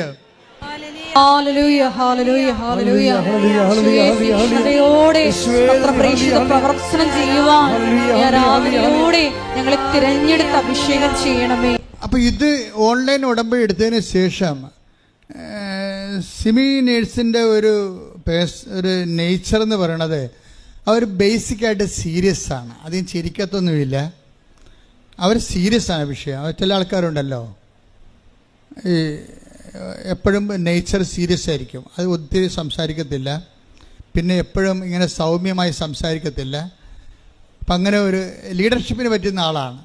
ഇച്ഛാശക്തിയൊക്കെ ഉള്ള ആൾക്കാരാണ്. അപ്പം അതുകൊണ്ട് ഇവരുടെ നേച്ചർ അനുസരിച്ച് ഇവർ സംഭവം ഏറ്റില്ലെങ്കിൽ ഒരിക്കലും ഏക്കത്തില്ല. ഏറ്റാൽ ഒരു 1.5 ഏപ്പായിരിക്കും. അങ്ങനെ ആൾക്കാരുണ്ട്. എല്ലാ മനുഷ്യരും കാണാം. ചിലയൊക്കെ നമുക്ക് വയറ് നോക്കി മനസ്സിലാക്കാൻ പറ്റും ഈ എന്ത് ടൈപ്പാണെന്ന്. അതെന്താ വെച്ച് കഴിഞ്ഞാൽ ചില ആൾക്കാർ ആവശ്യമില്ലെങ്കിലും ചില കൊള്ളാമെന്ന് ചിരിച്ചുകൊണ്ടിരിക്കും. അവരെ ഒന്നും ഏൽപ്പിക്കാൻ കൊള്ളത്തില്ല. ഒരു സാധനം ചെയ്യത്തില്ല. മടിയായിരിക്കും. ചെയ്യും. ഈ വവ്വാല് കടിച്ച പോലെ കിടക്കും. ഈ വവ്വാല് തങ്ങലിങ്ങൊക്കെ കടിച്ചിട്ട് അതിന് തിന്നാൻ പറ്റില്ല. അതിൻ്റെ കയ്യും താഴെ വീഴും, താഴെ കിടക്കുകയും ചെയ്യും. അത് അങ്ങനെ പണ്ട് തല്ലി ചങ്ങാൻ സാധനമില്ലേ നമ്മുടെ കേരളത്തിലെ ബദാം, അത് ഒരു സ്ഥലത്തിന് അവർ ശ്രദ്ധപ്പെടുത്താൻ പറ്റത്തില്ല. അവരിങ്ങനെ ചിരിക്കും പറയുന്നത്, അല്ലെങ്കിൽ ചിരിക്കാനുള്ള വകുപ്പൊക്കെ ഉണ്ടാക്കും, അല്ലെങ്കിൽ എവിടെയെങ്കിലുമൊക്കെ ഇങ്ങനെ ടൂർ ഇങ്ങനെ കറങ്ങി കിടക്കും. ഇങ്ങനെ കൂട്ടായ്മയിലൊക്കെ ഈ കുത്തിയിരിക്കും, എന്ത് കുറേ വെടി വർത്താനമൊക്കെ പറഞ്ഞുകൊണ്ടിരിക്കും. ഒരു പണി അവരെ ഏൽപ്പിക്കാൻ കൊള്ളത്തില്ല. കാര്യം അവരുടെ ബോഡി ആ ടൈപ്പാണ്. വിസറട്ടോണിക് എൻഡോമോർഫ് എന്ന് പറയും. അത് നമ്മുടെ ഈ മുട്ട, ഈ നമ്മുടെ ഈ അണ്ടം വികസിക്കുമ്പോൾ തന്നെ അകത്തെ ചുവപ്പ് കാമ്പാണ് കൂടുതൽ പ്രിഡോമിനൻ്റായിട്ട് വളർന്നു വരണമെങ്കിൽ അവർക്ക് കല്യാണം ഭയങ്കര ഇഷ്ടമായിരിക്കും. മരണത്തിലൊന്നും പോകത്തില്ല അധികം. മരണത്തിൽ പോയാൽ തന്നെ അവിടെ പോയിരുന്നുകൊണ്ട് എന്തെങ്കിലുമൊക്കെ പറഞ്ഞുകൊണ്ട് ആൾക്കാരെ ആരുടെയെങ്കിലും പെട്ടയ്ക്ക് തൂങ്ങി വല്ല വെള്ളം അടിക്കാനും പോയിട്ട് അവിടെ ഇരുന്ന് ഷാപ്പിൽ ഇരുന്ന് വർത്താനം പറയും, ബാറിലിരുന്നുകൊണ്ട്. അങ്ങനെ ടൈപ്പുണ്ട്. അങ്ങനെ ഓരോ മനുഷ്യർ ഇവരെന്ന് പറഞ്ഞാൽ സീരിയസ് ബോഡിയാണ് ഇവരുടെ. ഇപ്പം ഇവർ ഒരു കാര്യം പറഞ്ഞാൽ ഉണ്ടെങ്കിൽ ഉണ്ട്, ഇല്ലെങ്കിൽ ഇല്ല. ഇവർ ഓൺലൈൻ ഉടമ്പടി എടുത്ത് പിന്നെ എന്താ സംഭവം, ഇവർ മൊത്തം അങ്ങോട്ട് അതിൻ്റെ അകത്ത് ആ ഓൺലൈൻ ഉടമ്പടിയാണല്ലോ എടുത്തതെന്നല്ല, അവർ കൃത്യമായിട്ട് വചനം വായിക്കാൻ തുടങ്ങി. ഒരാളിൻ്റെ മാറ്റം കണ്ടില്ലേ? ഇവിടെ വന്നിട്ട് മാതാവ് അവധിയിലാണെന്ന് പറഞ്ഞ് പോയ പാർട്ടിയാണ്. ആ ഓൺലൈൻ ഉടമ്പടി എടുത്തു കഴിഞ്ഞപ്പോൾ ഉടനെ അവർ കൃത്യമായിട്ട് വചനം വായിക്കാൻ തുടങ്ങി. 5:30 എഴുന്നേറ്റ് വചനം വായിക്കും, ഇംഗ്ലീഷ് പത്രം കൂടുതൽ പരത്തിക്കും, എന്നിട്ട് ഓരോ ഇംഗ്ലീഷ് പള്ളിയിൽ കൊണ്ടേ കൊടുക്കും. ഇംഗ്ലീഷ് പത്രമല്ലേ? അപ്പോൾ ആ ഇംഗ്ലീഷ് കമ്മ്യൂണിറ്റി അവിടെ ഇംഗ്ലണ്ടിലുണ്ടല്ലോ, ലണ്ടനിൽ ഇംഗ്ലീഷ് കമ്മിറ്റി ഉണ്ട്, പള്ളിയുണ്ടല്ലോ, അവിടെ കൊണ്ടുപോയി സായിപ്പന്മാരോട് കൃപാസനത്തെക്കുറിച്ച് സംസാരിക്കും.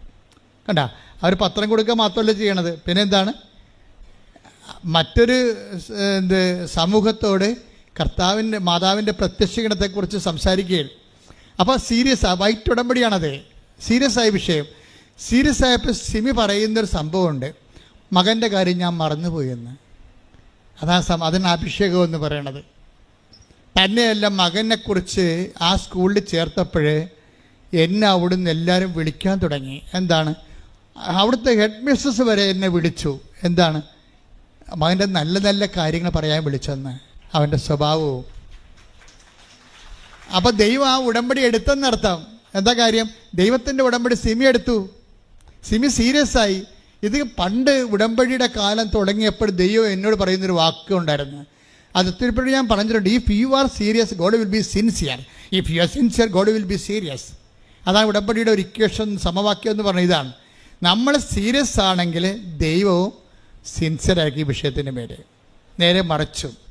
അപ്പം നമ്മളിതിൽ അഴകുഴമ്പൻ ഉടമ്പടി എടുത്തിരിക്കണമെങ്കിൽ ഈ വിഷയം മുമ്പത്തേക്കാൾ അളിയാൻ സാധ്യതയുണ്ട്. വെറുതെ അതാണ് ഞാൻ പറയണത്, ആലപ്പുഴ വന്ന് പണി മേടിക്കരുതെന്ന് പറയത്തില്ലേ, അതിൻ്റെ കാരണം അതാണ്. എന്താ കാര്യം, ചില ആൾക്കാർക്ക് ഇതെടുക്കാൻ അർഹതയില്ല. അവർ ടേസ്റ്റ് ഉടമ്പടിയുടെ ഉപ്പ് നോക്കാൻ വന്ന ആൾക്കാരാണ്. ഇട്ട് നോക്കാം, ഇങ്ങനെ കൊത്തുണ്ടാന്ന് നോക്കി ചൂണ്ടയിടത്തില്ല, കൊത്തി നോക്കാം. മീനുണ്ടെങ്കിൽ പിടിക്കുകയാണെങ്കിൽ ഒരു സംഭവമെങ്കിലും നടന്നാൽ നമുക്ക് പത്രം കൊടുക്കാം, പ്രത്യക്ഷ പ്രാർത്ഥനയ്ക്ക് നേരത്തെ എഴുന്നേക്കാം. ഒരു സംഭവമെങ്കിലും നടന്നു കിട്ടിയാൽ പ്രത്യക്ഷ പ്രാർത്ഥനയ്ക്ക് നേരത്തെ എഴുന്നേക്കാം, 5:30 എഴുന്നേക്കാം. ഒരു സംഭവം നടന്നില്ലെങ്കിൽ പാർട്ടി പണ്ടത്തതുപോലെ 7 മണിക്ക് എഴുന്നേക്കത്തുള്ളൂ പ്രത്യക്ഷയുടെ പ്രാർത്ഥനയ്ക്ക്. അപ്പോൾ കഴിഞ്ഞിരിക്കുന്ന സമയം. ഇതാണ് ഈ ബ്ലാക്ക് ഉടമ്പടി എന്ന് പറയണത്. നിങ്ങൾ അതിൻ്റെ അകത്ത് കാര്യം, ഇതിൻ്റെ അകത്തൊരു നീതിയുടെ മാർഗമുണ്ട്. നീതിയുടെ മാർഗത്തിൻ്റെ 2ാം സെക്ഷൻ വായിച്ചേ, ശ്രുതികട ഹല്ലേലൂയ. എന്നാൽ ചുങ്കക്കാരും വേശ്യകളും അവനിൽ വിശ്വസിച്ചു, നിങ്ങൾ അത് കണ്ടിട്ടും അവനിൽ വിശ്വസിക്കത്തക്ക വിധം അനുദപിച്ചില്ല. വിശ്വസിക്കത്തക്ക വിധം. അപ്പോൾ വിശുദ്ധ ലൂക്കായുടെ മത്തായിയുടെ സുവിശേഷം 21:32 എന്താ പറയണത് എന്ന് പറഞ്ഞ, വിശ്വസിക്കത്തക്ക വിധം അനുദപിച്ചില്ല. ഇപ്പൊ കാര്യം പിടികിട്ടില്ലേ? കാര്യം അനുദപിച്ചാൽ മാത്രമേ നമ്മൾ വിശ്വാസിയാണെന്ന് ദൈവത്തിന്റെ പുസ്തകത്തിൽ എഴുതി വെക്കത്തുള്ളൂ, അല്ലെങ്കിൽ നമ്മൾ അവിശ്വാസിയാണ്. ഇത് ഒറ്റ നടക്ക പോകത്തില്ല കേട്ടാ. മനസ്സിലായില്ലേ? ഒന്നിനു വായിച്ചത് 21:32. എന്തെന്നാൽ എന്തെന്നാൽ യോഹന്നാൻ നീതിയുടെ മാർഗത്തിലൂടെ നിങ്ങളെ സമീപിച്ചു, നിങ്ങൾ അവനിൽ വിശ്വസിച്ചില്ല. എന്നാൽ ചുങ്കക്കാരും വേശ്യകളും അവനിൽ വിശ്വസിച്ചു, നിങ്ങൾ അത് കണ്ടിട്ടും അവനിൽ വിശ്വസിക്കത്തക്ക വിധം അനുദപിച്ചു. അപ്പൊ കണ്ടിട്ടോ എന്ന് പറഞ്ഞാൽ എന്താണ്? മറ്റുള്ളവർ ദൈവാനുഭവം പ്രാപിക്കുന്ന കാണുന്നത് എവിടെയാണ്? സാക്ഷ്യമല്ലേ? മനസ്സിലായില്ലേ? മറ്റുള്ളവരുടെ ദൈവാനുഗ്രഹം പ്രാപിക്കുന്നത് നമ്മൾ കാണുന്നത് എങ്ങനെയാണ്? സാക്ഷ്യം കേൾക്കുമ്പോഴാണ്. ഈ സാക്ഷ്യം കേട്ടിട്ടും നമ്മൾ എന്ത് ചെയ്തില്ല? അനുദപിച്ചില്ല. അപ്പൊ സാക്ഷ്യം എന്തിനുള്ളതാണ്? അനുദപിക്കാനുള്ളതാണ്. കൈയടിക്കട്ടെ, ശ്രുതിക്കട്ടെ. ഹല്ലേലൂയ. ഞങ്ങൾ ഞങ്ങൾക്ക് ആഴമായ അനുതാപം നൽകണമേ.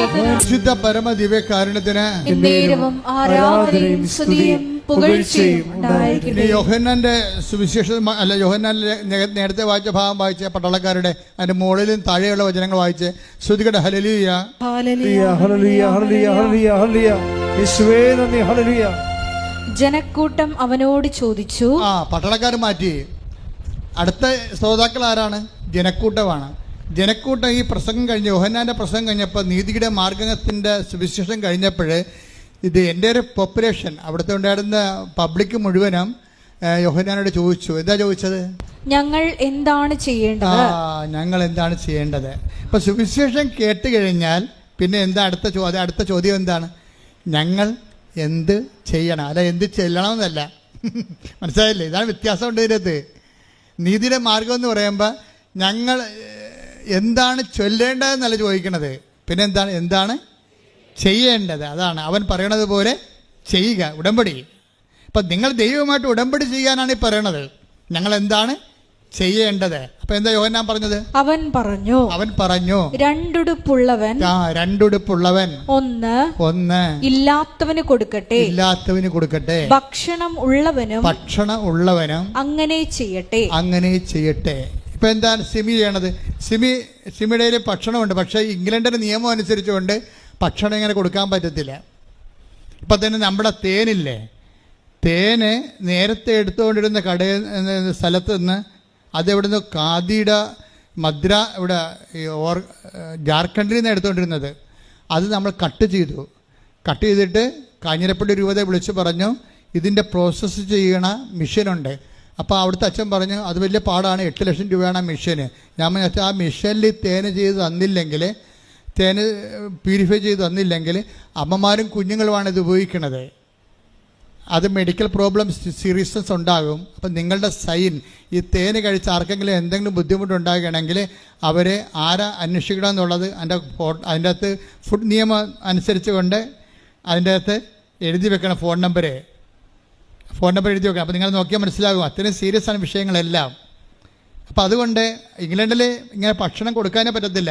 നമ്മൾ പൊതിച്ചോറ് കൊണ്ടേ കൊടുക്കത്തില്ലേ, ആ പൊതിച്ചോറിൻ്റെ അകത്ത് ബാക്ടീരിയ ഉണ്ട്, അത് എപ്പോഴാണെന്നൊക്കെ ഉള്ളത്. അതുകൊണ്ട് ഇങ്ങനെയുള്ള പരിപാടി അവിടെ കട്ട് ചെയ്തിരിക്കും. അവർക്ക് അവരുടെ സംവിധാനമുണ്ട്. ഫുഡ് ബാങ്ക് എന്ന സംവിധാനമുണ്ട്. ആ ഫുഡ് ബാങ്കിലേക്ക് നമുക്ക് കൊണ്ടേ കൊടുക്കാം. അപ്പോൾ അവർ ആ ഫുഡ് കറക്റ്റാണെന്ന് കണ്ടാൽ അവരത് അക്സെപ്റ്റ് ചെയ്യും. അപ്പോൾ സിമി എന്താ ചെയ്യണത്? ഭക്ഷണത്തിൻ്റെ പൈസയോ ഭക്ഷണമോ ബ്രാൻഡഡ് ആയിട്ടുള്ള ഫുഡ് വാങ്ങിച്ചിട്ട് ഈ ഫുഡ് ബാങ്കിൽ കൊണ്ടേ കൊടുക്കും. എന്തുമാത്രം മനുഷ്യർ വർക്ക് ചെയ്യുന്നത്. ഉടമ്പടി നീതിയുടെ, അതാണ് നീതിയുടെ മാർഗം എന്ന് പറയണത്. ഇപ്പം നമുക്ക് ഇനിയിപ്പോൾ അത് കൊടുക്കാൻ പറ്റത്തില്ല, ഇവിടെ എന്തൊക്കെ ചെയ്യേണ്ട എന്ന് പറഞ്ഞ് നമ്മളിരിക്കും. പക്ഷെ അവരതല്ല, അവർ സീരിയസ് ലേഡിയാണ്. ഇവിടെ ഭക്ഷണം ഇങ്ങനെ പൊതിച്ചോറ് കൊടുക്കാനുള്ള സംവിധാനം ഇല്ലെങ്കിൽ അവിടുത്തെ സംവിധാനം എന്താണ്? തിരക്കണം. അതാണ് ആത്മാർത്ഥത. If you are sincere God will be serious. മനസ്സിലായില്ലേ? അപ്പോൾ അവിടെ ഭക്ഷണം കൊടുക്കാൻ പറ്റുന്നില്ല എന്നുണ്ടെങ്കിൽ പിന്നെ എന്താണ് അവിടുത്തെ മാർഗം? അപ്പം തിരക്കി പറഞ്ഞു ഇവിടെ ഫുഡ് ബാങ്ക് ഉണ്ട്, അവിടെ കൊണ്ടേ കൊടുത്ത ഗവൺമെൻറ്റിൻ്റെ ഉദ്യോഗസ്ഥന്മാരാണ് അത് കൈകാര്യം ചെയ്യണത്. ഗവൺമെൻറ് ലോ അനുസരിച്ചുകൊണ്ട് അവർ തന്നെ വേണ്ട സ്ഥലത്തേക്ക് ഡിസ്ട്രിബ്യൂട്ട് ചെയ്തോളൂ. അപ്പോൾ ഇവർ പിന്നീട് പൈസ കിട്ടുന്നതനുസരിച്ചുള്ള ഫുഡ് ബാങ്കിനെ സഹായിക്കാൻ തുടങ്ങി. എന്താ കാര്യം? ഭക്ഷണമുള്ളവൻ ഭക്ഷണമില്ലാത്തവന് കൊടുക്കണം. ഇപ്പം നിങ്ങൾ തന്ന വസ്ത്രം എല്ലാം എന്താ ചെയ്തിരിക്കണത്? ആ വസ്ത്രം നിങ്ങൾ ഇവിടെ ഒരു 2 ലോറിക്കാൻ പറ്റിയ വസ്ത്രം നിങ്ങൾ തന്നിട്ടുണ്ട്. നല്ല പുതിയ വസ്ത്രങ്ങളാണ് പലരും തന്നത്. അതപ്പം തന്നെ വയനാടിന് ഉരുൾപൊട്ടിയെന്ന് കേട്ട് അവിടെ ആൾക്കാർ അഭയാർത്ഥികളായി പോയെന്ന് കേട്ടപ്പോൾ തന്നെ എന്ത് ചെയ്ത്? അപ്പം തന്നെ ഇവിടുന്ന് 2 വണ്ടി നിറച്ച് ഉടുപ്പുമായി പോയി. ഉടുപ്പും പിന്നെ ഒരു 10 ചാക്ക് അരിയും പയറും എല്ലാമായിട്ട് പോയി. പിന്നെ പൈസയും കൊടുത്തു. എമർജൻസി. കാര്യം അവിടെ നമുക്ക് വെച്ച് താമസിക്കാൻ പറ്റത്തില്ല. നിങ്ങൾക്കൊക്കെ ഇതൊക്കെ പിരിവെടുത്തൊക്കെ വരണം. ഞങ്ങൾക്കിവിടെ ഇതിന് സംവിധാനമുണ്ട്. അത് നിങ്ങൾ തന്നെ സംവിധാനമാണ്. ഉടമ്പടിയുടെ ഭാഗമാണ്. എന്ന് വെച്ച് കഴിഞ്ഞാൽ ഉടമ്പടി നിലനിൽക്കുന്നത് എപ്പോഴും ചെയ്യുന്നതിലാണ്. അതാണ് നീതിയുടെ മാർഗം. ഇപ്പം ജനക്കൂട്ടത്തോട് പറഞ്ഞത് എന്താണെന്ന് അറിയാവോ? നിങ്ങൾ ഭക്ഷണം കൊടുക്കണം. പിന്നെന്താ പറഞ്ഞത്? നിങ്ങൾ വസ്ത്രം കൊടുക്കണം. ഇപ്പോൾ പുതിയൊന്നും അല്ലേ, ഉടമ്പടിയിലുള്ളതാണ്. ഞങ്ങൾ എന്ത് ചെയ്യണമെന്ന് വചനം കേട്ടവർ ചോദിച്ചു. ഞങ്ങൾ എന്ത് ചെയ്യണം? എന്താണ് നിങ്ങൾ ചെയ്തത്? ദൈവത്തെ അവൻ പറയണ പോലെ ചെയ്യാൻ പറഞ്ഞിട്ട് നിങ്ങൾ എന്താ? ഒന്നാമത്തെ എൻ്റെ സഹോദരനോട് ഞാൻ കാലെ പിടിച്ച് പറയുകയാണ്, നമ്മൾ എന്ത് ചെയ്താലും മുതലാകാത്ത ഒരാളാണ് മോളിൽ തലക്ക് തൂങ്ങി വിറകെ തൂങ്ങി നന്നായിട്ട് കിടക്കണത്. എന്താ കാര്യം? അങ്ങയുടെ കയ്യിലുള്ള മൊത്തം അങ്ങനെ ചെലവഴിച്ച്. ഇപ്പം മടി എനിക്ക് ഭയങ്കര ഇഷ്ടമാണ് കർത്താവിനെ കുറിച്ച് രൂപം കാണാൻ. എന്താ കാര്യം എന്നറിയാമോ? മടി തുറന്നിട്ടിരിക്കണം, ഇനി ഒന്നുമില്ലെന്ന് പറയും. ഇനി ഒന്നുമില്ല, തരാനുള്ള എല്ലാം തന്ന്. കേട്ടോ, മടി തുറന്ന് കിടക്കണം കണ്ടില്ലേ? മടി തുറന്ന കർത്താവിൻ്റെ കുരിശുരൂപം കാണുമ്പോൾ എൻ്റെ കണ്ണ് നിറയെ. ശരിക്കും പറഞ്ഞാൽ ഇനി ഒന്നുമില്ല. ഇതന്നെ അപ്പായിക്കും സംഭവിച്ചത്. അപ്പായി ഇതന്നെ പറയും, എന്താണ്? തൻ്റെ ഏകജാതിനെ നൽകാൻ തക്ക വിധം എന്ന് പറഞ്ഞ്, തൻ്റെ ഏകജാതിനെ നൽകാൻ തക്ക വിധം അത്രമാത്രം ദൈവം ലോകത്തെ സ്നേഹിച്ചു. ശ്രദ്ധിക്കട്ടെ. ഹല്ലേലൂയ.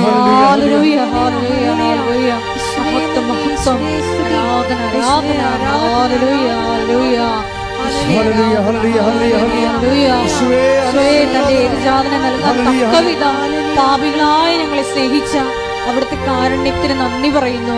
ഈശോയെ, ഞങ്ങൾക്ക് ആഴമായ അനുതാപം നൽകണമേ. പരിശുദ്ധ പരമ ദിവ്യകാരുണ്യത്തിന് ആരാധനയും സ്തുതിയും പുകഴ്ചയും. പരിശുദ്ധ പരമ ദിവ്യകാരുണ്യത്തിന് ആരാധനയും സ്തുതിയും പുകഴ്ചയും. അപ്പൊ വിശ്വാസത്തിൽ ഈ ശ്രീമി വളരണ, ഈ ഹെഡ് നേഴ്സ് വളരണ കണ്ടില്ലേ? അത് കാര്യം എന്താണ്? അത് അനുതാപത്തിൻ്റെ ഫലങ്ങൾ അവർ പുറപ്പെടുവിച്ചുകൊണ്ടിരിക്കുകയാണ്. ഇവരിപ്പോൾ ചെയ്തുകൊണ്ടിരിക്കുന്നത് എന്താണെന്ന് അറിയാമോ? ഇവർ പറയണതേ, ഞാൻ ഹെഡ് നേഴ്സാണ്, എനിക്ക് പേഷ്യൻ്റ് കമ്മിറ്റ്മെൻ്റ് ഒന്നുമില്ല. 20 കൊല്ലമായില്ലേ അവിടെ വർക്ക് ചെയ്യണത്. അവർ ഹെഡ് നേഴ്സാണ് അവിടുത്തെ. അവർക്ക് പേഷ്യൻ്റ് കമ്മിറ്റ്മെൻ്റ് ഒന്നുമില്ല. വാർഡിൽ പോവുകയും പേഷ്യൻറ്റിനെ ട്രീറ്റ് ചെയ്യാൻ പരിപാടിയൊന്നുമില്ല. നേഴ്സുമാരുടെ ആ വാർഡിലൊക്കെ നിശ്ചയിച്ചിരിക്കുന്ന നേഴ്സുമാരുടെ കാര്യം, ഡ്യൂട്ടിക്ക് അവർക്ക് നിർദ്ദേശങ്ങൾ കൊടുത്താൽ മതി. പക്ഷെ ഉടമ്പടി എടുത്തപ്പോൾ എനിക്ക് മനസ്സിലായി, ഞാൻ പൊതുവെ സീരിയസ് ആണ്, ഹെഡ് വെയ്റ്റോട് കൂടി ജീവിക്കുന്ന ആളാണ്. അപ്പോൾ എനിക്ക് കർത്താവിൻ്റെ ജോലി ചെയ്യണമെങ്കിൽ ഹെഡ് വെയ്റ്റിൻ്റെ ആവശ്യമില്ല. ഞാൻ അന്ന് മുതൽ എല്ലാ വാർഡിലും പോകും. ഞാനോട് പറയും, ഞാൻ നോക്കിക്കൊള്ളാം, നിങ്ങൾ റെസ്റ്റ് എടുക്കാൻ പറയും. എന്ത് മാറ്റമാണെന്ന് നോക്കിയേ. അവർ 20 കൊല്ലം ഹെഡ് നേഴ്സായിട്ടിരുന്നിട്ട് ഓഫീസിൽ ജോലി ചെയ്ത ആളാണ്. ഇപ്പം ഞാൻ എടുത്തു ചാടിയേ സംസാരിക്കത്തുള്ളൂ. എന്നെ കാണുമ്പോൾ തന്നെ മറ്റു നേഴ്സുമാർക്ക്, താഴെയുള്ള നേഴ്സുമാർക്ക് പേടിയാണ്. ഇപ്പം ഞാൻ അവരോട് സൗമ്യമായി സംസാരിക്കുന്നുണ്ട്, ശാന്തമായി സംസാരിക്കുന്നുണ്ട്. അവരെ ഹെൽപ്പ് ചെയ്യണമെന്നുള്ള മാനസികാവസ്ഥ എനിക്കുണ്ട്. അതുകൊണ്ട് അവർക്ക് എന്തെങ്കിലും വിഷമം ഉണ്ടെങ്കിൽ ഞാനത് തിരക്കുന്നുണ്ട്. ഇവരങ്ങ് ടോട്ടലി മാറി, അവരൊരു സൗമ്യതയായി മാറി. സൗമ്യതയെന്ന് പറയുന്നത് ഉടമ്പടി ചെയ്യുന്ന വ്യക്തികൾക്ക് സൗമ്യത നിങ്ങൾക്കറിയാവോ? സൗമ്യത ഒരു കോമ്പൗണ്ടാണ്. സൗമ്യത എന്ന് പറയുന്നത് ഒരു കോമ്പൗണ്ട് ഗ്രേസാണ്. സൗമ്യത എന്ന് പറയണത് ഭയങ്കര പാടാണ്. എനിക്കൊക്കെ സൗമ്യതയൊക്കെ വരണമെങ്കിൽ 1000 കിലോമീറ്റർ നടക്കാൻ ഓടേണ്ടി വരും. എന്തെന്ന് എനിക്ക് അല്പം തെറ്റിക്കണ്ടെങ്കിൽ ഞാൻ അപ്പം തന്നെ എൻ്റെ മുഖം മാറും. എനിക്കറിയാം, എന്നത്തോട് തന്നെ ഞാൻ യുദ്ധം ചെയ്താണ് ഞാൻ ഇവിടെ ജീവിക്കണത്. എന്താ പ്രശ്നം? സൗമ്യത എന്ന് പറയണമ്പോൾ ആദ്യം സ്നേഹം, പിന്നെ ക്ഷമ, പിന്നെയാണ് സൗമ്യത വരണത്. അതാണ് കോമ്പൗണ്ട് ഗ്രേസ് എന്ന്. ഇതൊക്കെ ഞാൻ കർത്താവിനോട് പറഞ്ഞ രഹസ്യങ്ങളാണ്, ആത്മീയ രഹസ്യങ്ങൾ, അല്ലാതെ ഞാനൊരിടത്തും പഠിച്ചതല്ല. സൗമ്യത എന്ന് പറയുമ്പോൾ ആദ്യം കഴിഞ്ഞ സ്നേഹമാണ് വരണത്. ഇപ്പം തൻ്റെ ഈ കൊടുക്കണേ നൽകണേ എന്താണ്? ആരൊക്കെ എന്തായാലും എന്തെങ്കിലും നൽകണമെന്ന് തോന്നണേ എന്താണ്? സ്നേഹമാണത്. അതാണ് തൻ്റെ ഏകജാതനെ നൽകാൻ തക്ക വിധം. അത് 3:16 വായിച്ചേ, യോഹന്നാൻ 3:16. ശ്രുതികട്ടെ. ഹല്ലേലൂയ ഹല്ലേലൂയ ഹല്ലേലൂയ ഹല്ലേലൂയ. യേശുവേ നന്ദി. ഹല്ലേലൂയ ഹല്ലേലൂയ ഹല്ലേലൂയ ഹല്ലേലൂയ.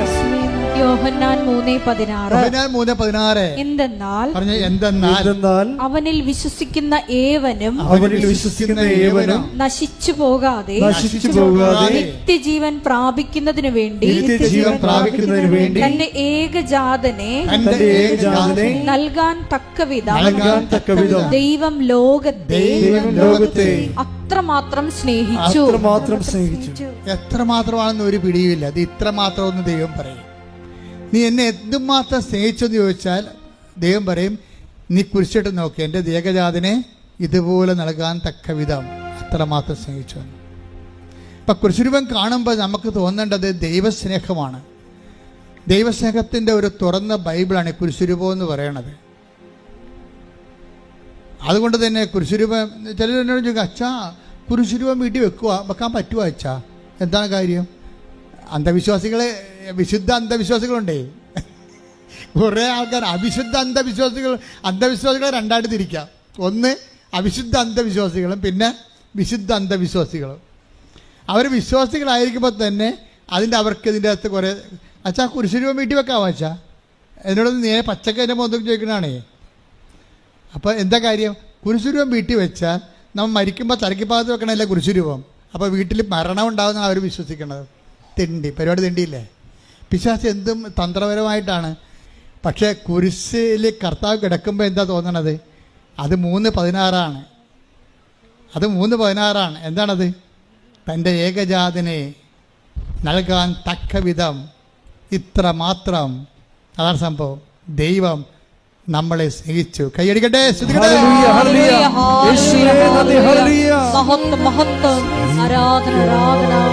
പരിശുദ്ധ പരമ ദിവ്യകാരുണ്യത്തിന് ആരാധനയും സ്തുതിയും പുകഴ്ചയും ഉണ്ടായിരിക്കട്ടെ. അത് എൻ്റെ മക്കളെ, അതുകൊണ്ട് നമ്മൾ ദൈവത്തിൻ്റെ ഒരു മൈൻഡ് സെറ്റ് എന്ന് പറയണത് ഒന്നും മുതലാകത്തില്ല. അതാണ് പ്രശ്നം. ഒന്നും മുതലാകത്തില്ല. അത് നിങ്ങൾക്ക് മനസ്സിലാകണം. എന്താ ഒന്നും മുതലാകത്തില്ലെന്ന് പറഞ്ഞാൽ, ഇപ്പോൾ തൻ്റെ ഏകജാതിനെ നൽകാൻ തക്ക വിധം ദൈവം അത്രമാത്രം സ്നേഹിച്ചു. ഇനി ഏകജാതം വന്നപ്പോൾ നമ്മളോട് ചോദിച്ചത് എന്താണ്? വിശേഷ വിധിയായി നിങ്ങൾ എന്താണ്? അതാണ് പ്രശ്നം. നമ്മൾ സാധാരണ രീതിയിൽ ചെയ്തതൊന്നും ദൈവത്തിന് മുതലാകത്തില്ല. 5:46 എടുത്ത് ശ്രദ്ധിക്കട്ടെ. ഹല്ലേലൂയ. നിങ്ങളെ സ്നേഹിക്കുന്നവരെ നിങ്ങൾ കേട്ടോ ഒന്ന് പറഞ്ഞേ. നിങ്ങളെ സ്നേഹിക്കുന്നവരെ മാത്രം നിങ്ങൾ സ്നേഹിച്ചാൽ നിങ്ങൾക്ക് എന്ത് പ്രതിഫലമാണ് ലഭിക്കുക? ഒലക്ക മുഴുകി കിട്ടുമെന്നാണ് ഈ പറയണത്. മനസ്സിലായില്ലേ? നിങ്ങൾ സ്നേഹിക്കുന്നവരെ മാത്രമാണ് നിങ്ങൾ സ്നേഹിക്കുകയാണെങ്കിൽ നമ്മുടെ ജീവിതം സ്വാഹ. അത്രേ ഉള്ളൂ, ഒന്നുമില്ല. മേലോട്ട് നോക്കി വരച്ചാൽ മതി. ദൈവം അത് അക്സെപ്റ്റ് ചെയ്യുന്നില്ല. എന്താ കാര്യം? അടുത്ത നോക്കിയേ. എന്താണ്? ചുങ്കക്കാർ പോലും. അതെ, ചുങ്കക്കാർ പിന്നെയും വരാൻ തുടങ്ങി. ചുങ്കക്കാർ പോലും അന്നത്തെ ഏറ്റവും കൂടുതൽ പാപികളുടെ കൂടെ ചേർത്തിരുന്ന ആൾക്കാരെയാണ് ചുങ്കക്കാർ. വേശ്യാവൃത്തിയും ചുങ്കപ്പണിയുമാണ് യഹൂദൻ ഒരിക്കലും അക്സെപ്റ്റ് ചെയ്യാത്ത സാധനം. അവർ പോലും പറഞ്ഞേ, ചുങ്കക്കാർ പോലും അത് തന്നെ ചെയ്യുന്നില്ലേ? ചുങ്കക്കാർ പോലും നിങ്ങൾ അവരെ സ്നേഹിക്കുന്നവരെ തന്നെ അവർ സ്നേഹിക്കുന്നില്ലേ? സഹോദരങ്ങളെ മാത്രമേ. സഹോദരങ്ങൾ, കുടുംബക്കാരില്ലേ? കുടുംബക്കാരും സമുദായക്കാരും ഒക്കെ ഇല്ലേ? അവരെ മാത്രമേ നിങ്ങൾ അഭിവാദനം ചെയ്യുന്നുള്ളെങ്കിൽ വിശേഷവിധിയായി കിടക്കണ ചട്ടിങ്കലോ. എന്താണ് വിശേഷവിധിയായി?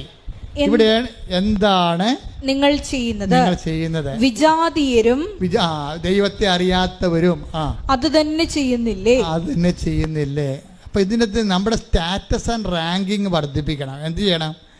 അതായത് നമ്മൾക്ക് സ്വാഭാവികമായിട്ടുള്ള കമ്മിറ്റ്മെന്റ് സ്നേഹമായിട്ട് ദൈവം കണക്കാക്കുന്നില്ല.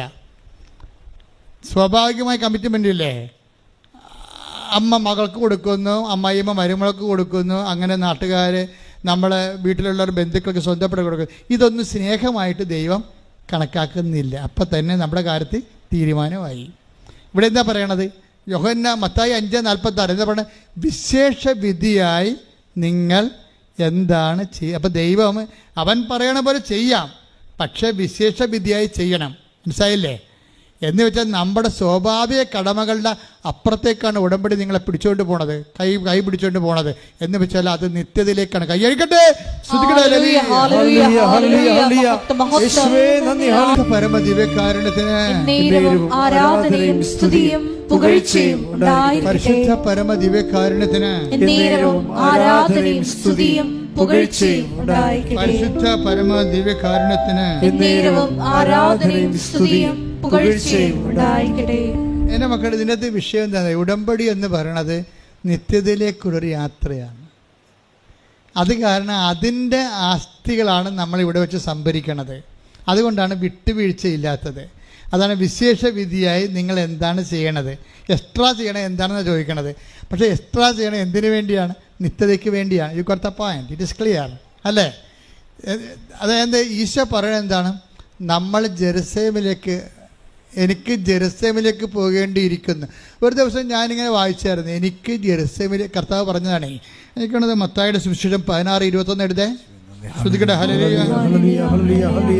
മത്തായി 16:21.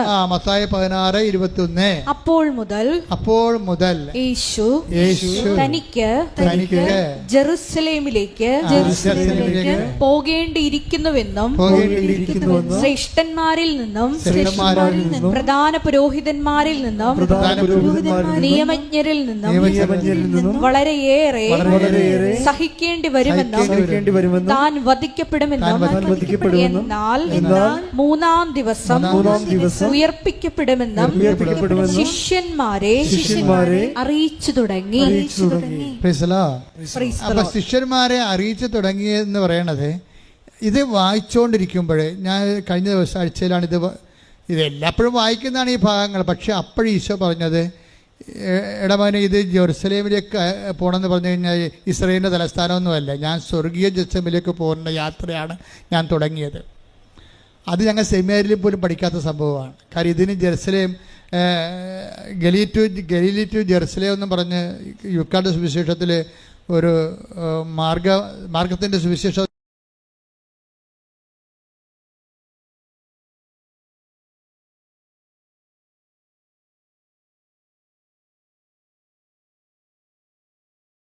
കാരണം ഈ ഒരു കാര്യമാണ്. കാര്യം ലൂക്ക സുവിശേഷം എഴുതിയിരിക്കുന്നത് കർത്താവിൻ്റെ ഒരു യാത്ര 3 കൊല്ലം കൊണ്ട് തീരണതാണ്. അത് ഗലീലിയ മുതൽ ജെറുസലേമിലേക്കുള്ള ഒറ്റ യാത്രയായിട്ടാണ്, ചിലപ്പോൾ 3 യാത്രയായിട്ടൊക്കെ അവതരിപ്പിക്കുക അവർ. എന്താ, ആ ജെറുസലേമിൽ ചെന്ന് എത്തുന്ന സമയത്ത് വെച്ചാണ് ഈശോയ്ക്ക് പീഡാനുഭവം ഉണ്ടാകുന്നത്, പിന്നെ തിരുവുത്ഥാനം ഉണ്ടാകുന്നത്. അങ്ങനെയാണ്. അപ്പോൾ അതേ രീതിയിലാണ്. പക്ഷേ ഈ ഭാഗം ഞാനൊരു 100 പ്രാവശ്യം വായിച്ചിട്ടുണ്ടെങ്കിലും കഴിഞ്ഞ ആഴ്ച വായിച്ചപ്പോൾ ഈശോയുടെ ആത്മാവ് പറഞ്ഞു, ഇത് നിങ്ങൾ പറയുന്ന ജെറുസലേം എന്ന് പറയുന്ന ഇസ്രായേലിൻ്റെ തലസ്ഥാനം എന്ന് പറയുന്ന ആ ഭാഗം ഒരു ടോപ്പോഗ്രഫിക്കലായിട്ടുള്ള ഒരു എൻറ്റിറ്റി അല്ല. I meant that eternal Jerusalem. Bible അവസാനിക്കുന്നത് എങ്ങനെയാണ്? ബൈബിൾ വെളിപാട് അവസാനിക്കുന്നത് നമ്മുടെ സ്വർഗീയ ജെറുസലേമിലേക്ക് എത്തിച്ചേരണമാണ്. ഈ യാത്രയെക്കുറിച്ചാണ് ഞാൻ പറയണമെന്ന് എന്നോട് പരിശുദ്ധാത്മാവ് ഒരു സൂചന നൽകിയപ്പോൾ പെട്ടെന്ന് പരിശുദ്ധാത്മാവ് പറഞ്ഞു, ഇനി താഴേക്ക് നീ ഇതുപോലെ വായിക്കാൻ പറഞ്ഞു. നിത്യതയെക്കുറിച്ച് സുവിശേഷത്തിന് നീ പുനർവായന കൊടുക്കാൻ പറഞ്ഞു. കർത്താവ് പറഞ്ഞ വചനങ്ങളെ പുനർവായനയിലൂടെ പരിശുദ്ധാത്മാവ് എന്നെ കൊണ്ടുപോയത് എന്താണെന്നറിയാവോ? പിന്നീട് ഞാൻ എൻ്റെ മനസ്സിൽ കർത്താവ് തന്നത് 16:24. ശ്രുതികടെ ഹല്ലേലൂയ. മത്തായി 16:24. ശ്രുതികടെ ഹല്ലേലൂയ. മത്തായി 16:24. യേശു ശിഷ്യന്മാരോട് അരുളി ചെയ്തു, ആരെങ്കിലും എന്നെ അനുഗമിക്കാൻ ആഗ്രഹിക്കുന്നെങ്കിൽ അവൻ തന്നെ പരിത്യജിച്ച് തന്റെ കുരിശുമെടുത്ത് എന്നെ അനുഗമിക്കട്ടെ. ഇവിടെയാണ് പ്രശ്നമെന്ന് പറഞ്ഞു. എന്ന് വെച്ചാൽ ഇത് പറഞ്ഞിരിക്കുന്നത് ഗാഗുൽത്തായി പോയി പത്രോസും ശിഷ്യന്മാരും എല്ലാവരും കൂടെ പോയിട്ട് അനുഗമിച്ച് അവിടെ പോയി കർത്താവിനെ പോലെ കുരിശിൽ കിടക്കുന്ന കാര്യമല്ല പറയണത്. നമുക്ക് ഇത് ഇങ്ങനെ പറഞ്ഞു കഴിയുമ്പോൾ താഴേക്ക് വായിക്കുമ്പോൾ നമ്മളൊക്കെ ഇതും അങ്ങനെയായിരിക്കും. അല്ല, നമുക്ക് എനിക്ക് ജെറുസലേമിലേക്ക് പോകേണ്ടിയിരിക്കണം എന്നാണ് ഈശോ പറഞ്ഞത്. ശിഷ്യന്മാരെ കൂട്ടിയിട്ടില്ല അവിടെ. എനിക്ക് ജെറുസലേമിലേക്ക് പോകേണ്ടിയിരിക്കണത്. ഇനി ആർക്കെങ്കിലും നിത്യതയിലേക്ക് എൻ്റെ കൂടെ വരണമെന്നുണ്ടെങ്കിൽ പിന്നെന്താ ചെയ്യണത്? ആർക്കെങ്കിലും എന്നെ അനുഗമിക്കാൻ നിത്യ ജെറുസലേമിലേക്ക് പോണ യാത്രയിൽ ആർക്കെങ്കിലും എന്നെ അനുഗമിക്കാൻ താല്പര്യം ഉണ്ടെങ്കിൽ 16:24 വർക്കൗട്ട് ചെയ്യണം. എന്താണ്? നിങ്ങളെ തന്നെ സ്വയം പരിത്യജിക്കണം. എന്ത് ചെയ്യണം? ദിവസേനയുള്ള തന്നെ കുരിശുമെടുത്തുകൊണ്ട് എൻ്റെ പിന്നാലെ വരണം. അപ്പോൾ സ്വർഗീയ നിത്യതയെ അനുസരിച്ചിട്ടാണ് ഈ കുരിശ് വെച്ചിരിക്കണത്. അപ്പം നിങ്ങൾക്ക് പ്രാർത്ഥിച്ചിട്ടും കുരിശാണല്ലോ എന്ന് പറയത്തില്ലേ? പ്രാർത്ഥിച്ചിട്ടും കുരിശാണല്ലോ എന്ന് പറയത്തില്ലേ? ഇപ്പം സിമിയും അങ്ങനെയാണ് പറഞ്ഞത്. എന്താ പറഞ്ഞു വെച്ച് കഴിഞ്ഞാൽ അതായത് അതൊക്കെ മുമ്പ് വേറെ ഒരു കഴിഞ്ഞ ദിവസങ്ങളിൽ ഡിസംബർ 7-ാം തീയതി, ഇന്നലെ 8-ാം തീയതിയല്ലേ, 7-ാം തീയതി ഒരു സാക്ഷ്യം ഉണ്ടായി. ആ സാക്ഷ്യത്തില് ശ്രുതിയുടെ മക്കളെ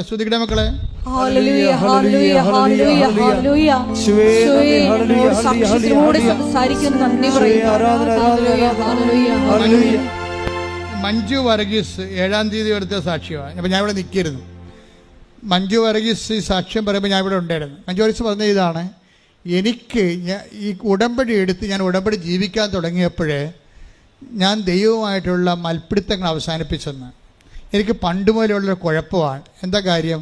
ഞാൻ പ്രാർത്ഥിക്കുന്ന കാര്യം എനിക്ക് കിട്ടിയില്ലെങ്കിൽ ഞാൻ ദൈവവുമായിട്ട് എപ്പോഴും തർക്കിച്ചുകൊണ്ടിരിക്കുമെന്ന്. എന്താ തർക്കിക്കണത്?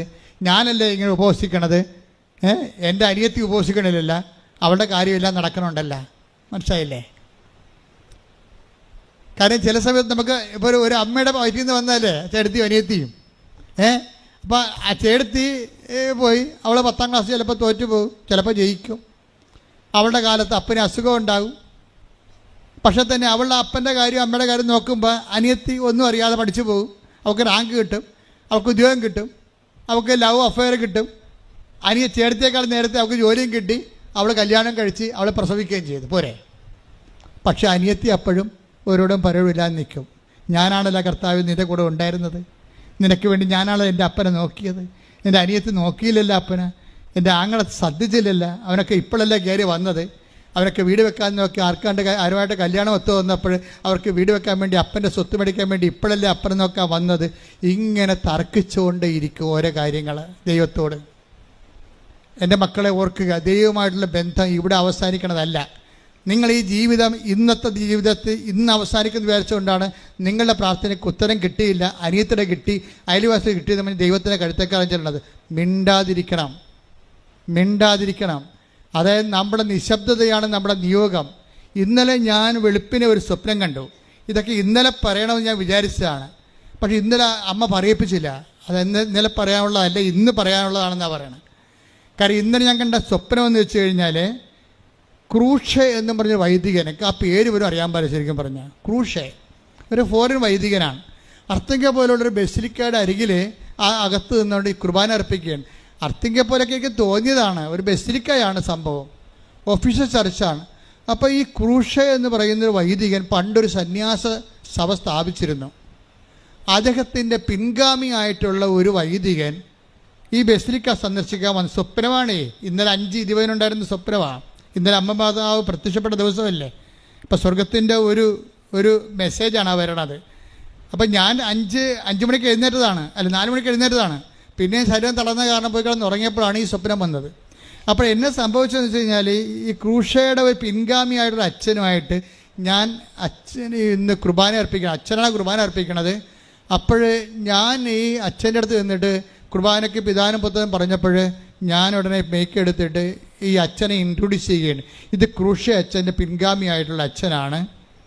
ഈ അച്ഛൻ ക്രൂഷ അച്ഛൻ ചെയ്തിരിക്കുന്നത്, അതായത് ഇൻറ്റൻഷൻസ്, സൈലൻസ് ആൻഡ് ഇൻറ്റൻഷൻസ് എന്നും പറഞ്ഞൊരു സഭ സ്ഥാപിച്ചിട്ടുണ്ട്. സൈലൻസ് ആൻഡ് ഇൻറ്റൻഷൻസ് എന്നും പറഞ്ഞൊരു സഭ സ്ഥാപിച്ചിട്ടുണ്ടെന്ന് ഞാൻ പറഞ്ഞ് ആക്കിയിട്ടില്ല. അപ്പോൾ ഈ അച്ഛൻ പറഞ്ഞു നോ നോ നോ എന്ന് പറഞ്ഞു. അങ്ങനെ അല്ലെന്ന്. അപ്പോൾ ഞാൻ പറഞ്ഞു സൈലൻസ് ഓഫ് ഇൻറ്റൻഷൻസ്. അപ്പോൾ എനിക്കറിയത്തില്ല ഈ മെസ്സേജ്. അപ്പോൾ എനിക്കറിയത്തില്ല. അതുകൊണ്ട് ഈ സന്യാസ സഭയുടെ ലക്ഷ്യമെന്ന് പറയണത് സൈലൻസ് ആസ് ഇൻറ്റൻഷൻസ്, സൈലൻസ് തന്നെയാണ് നിയോഗമെന്ന്.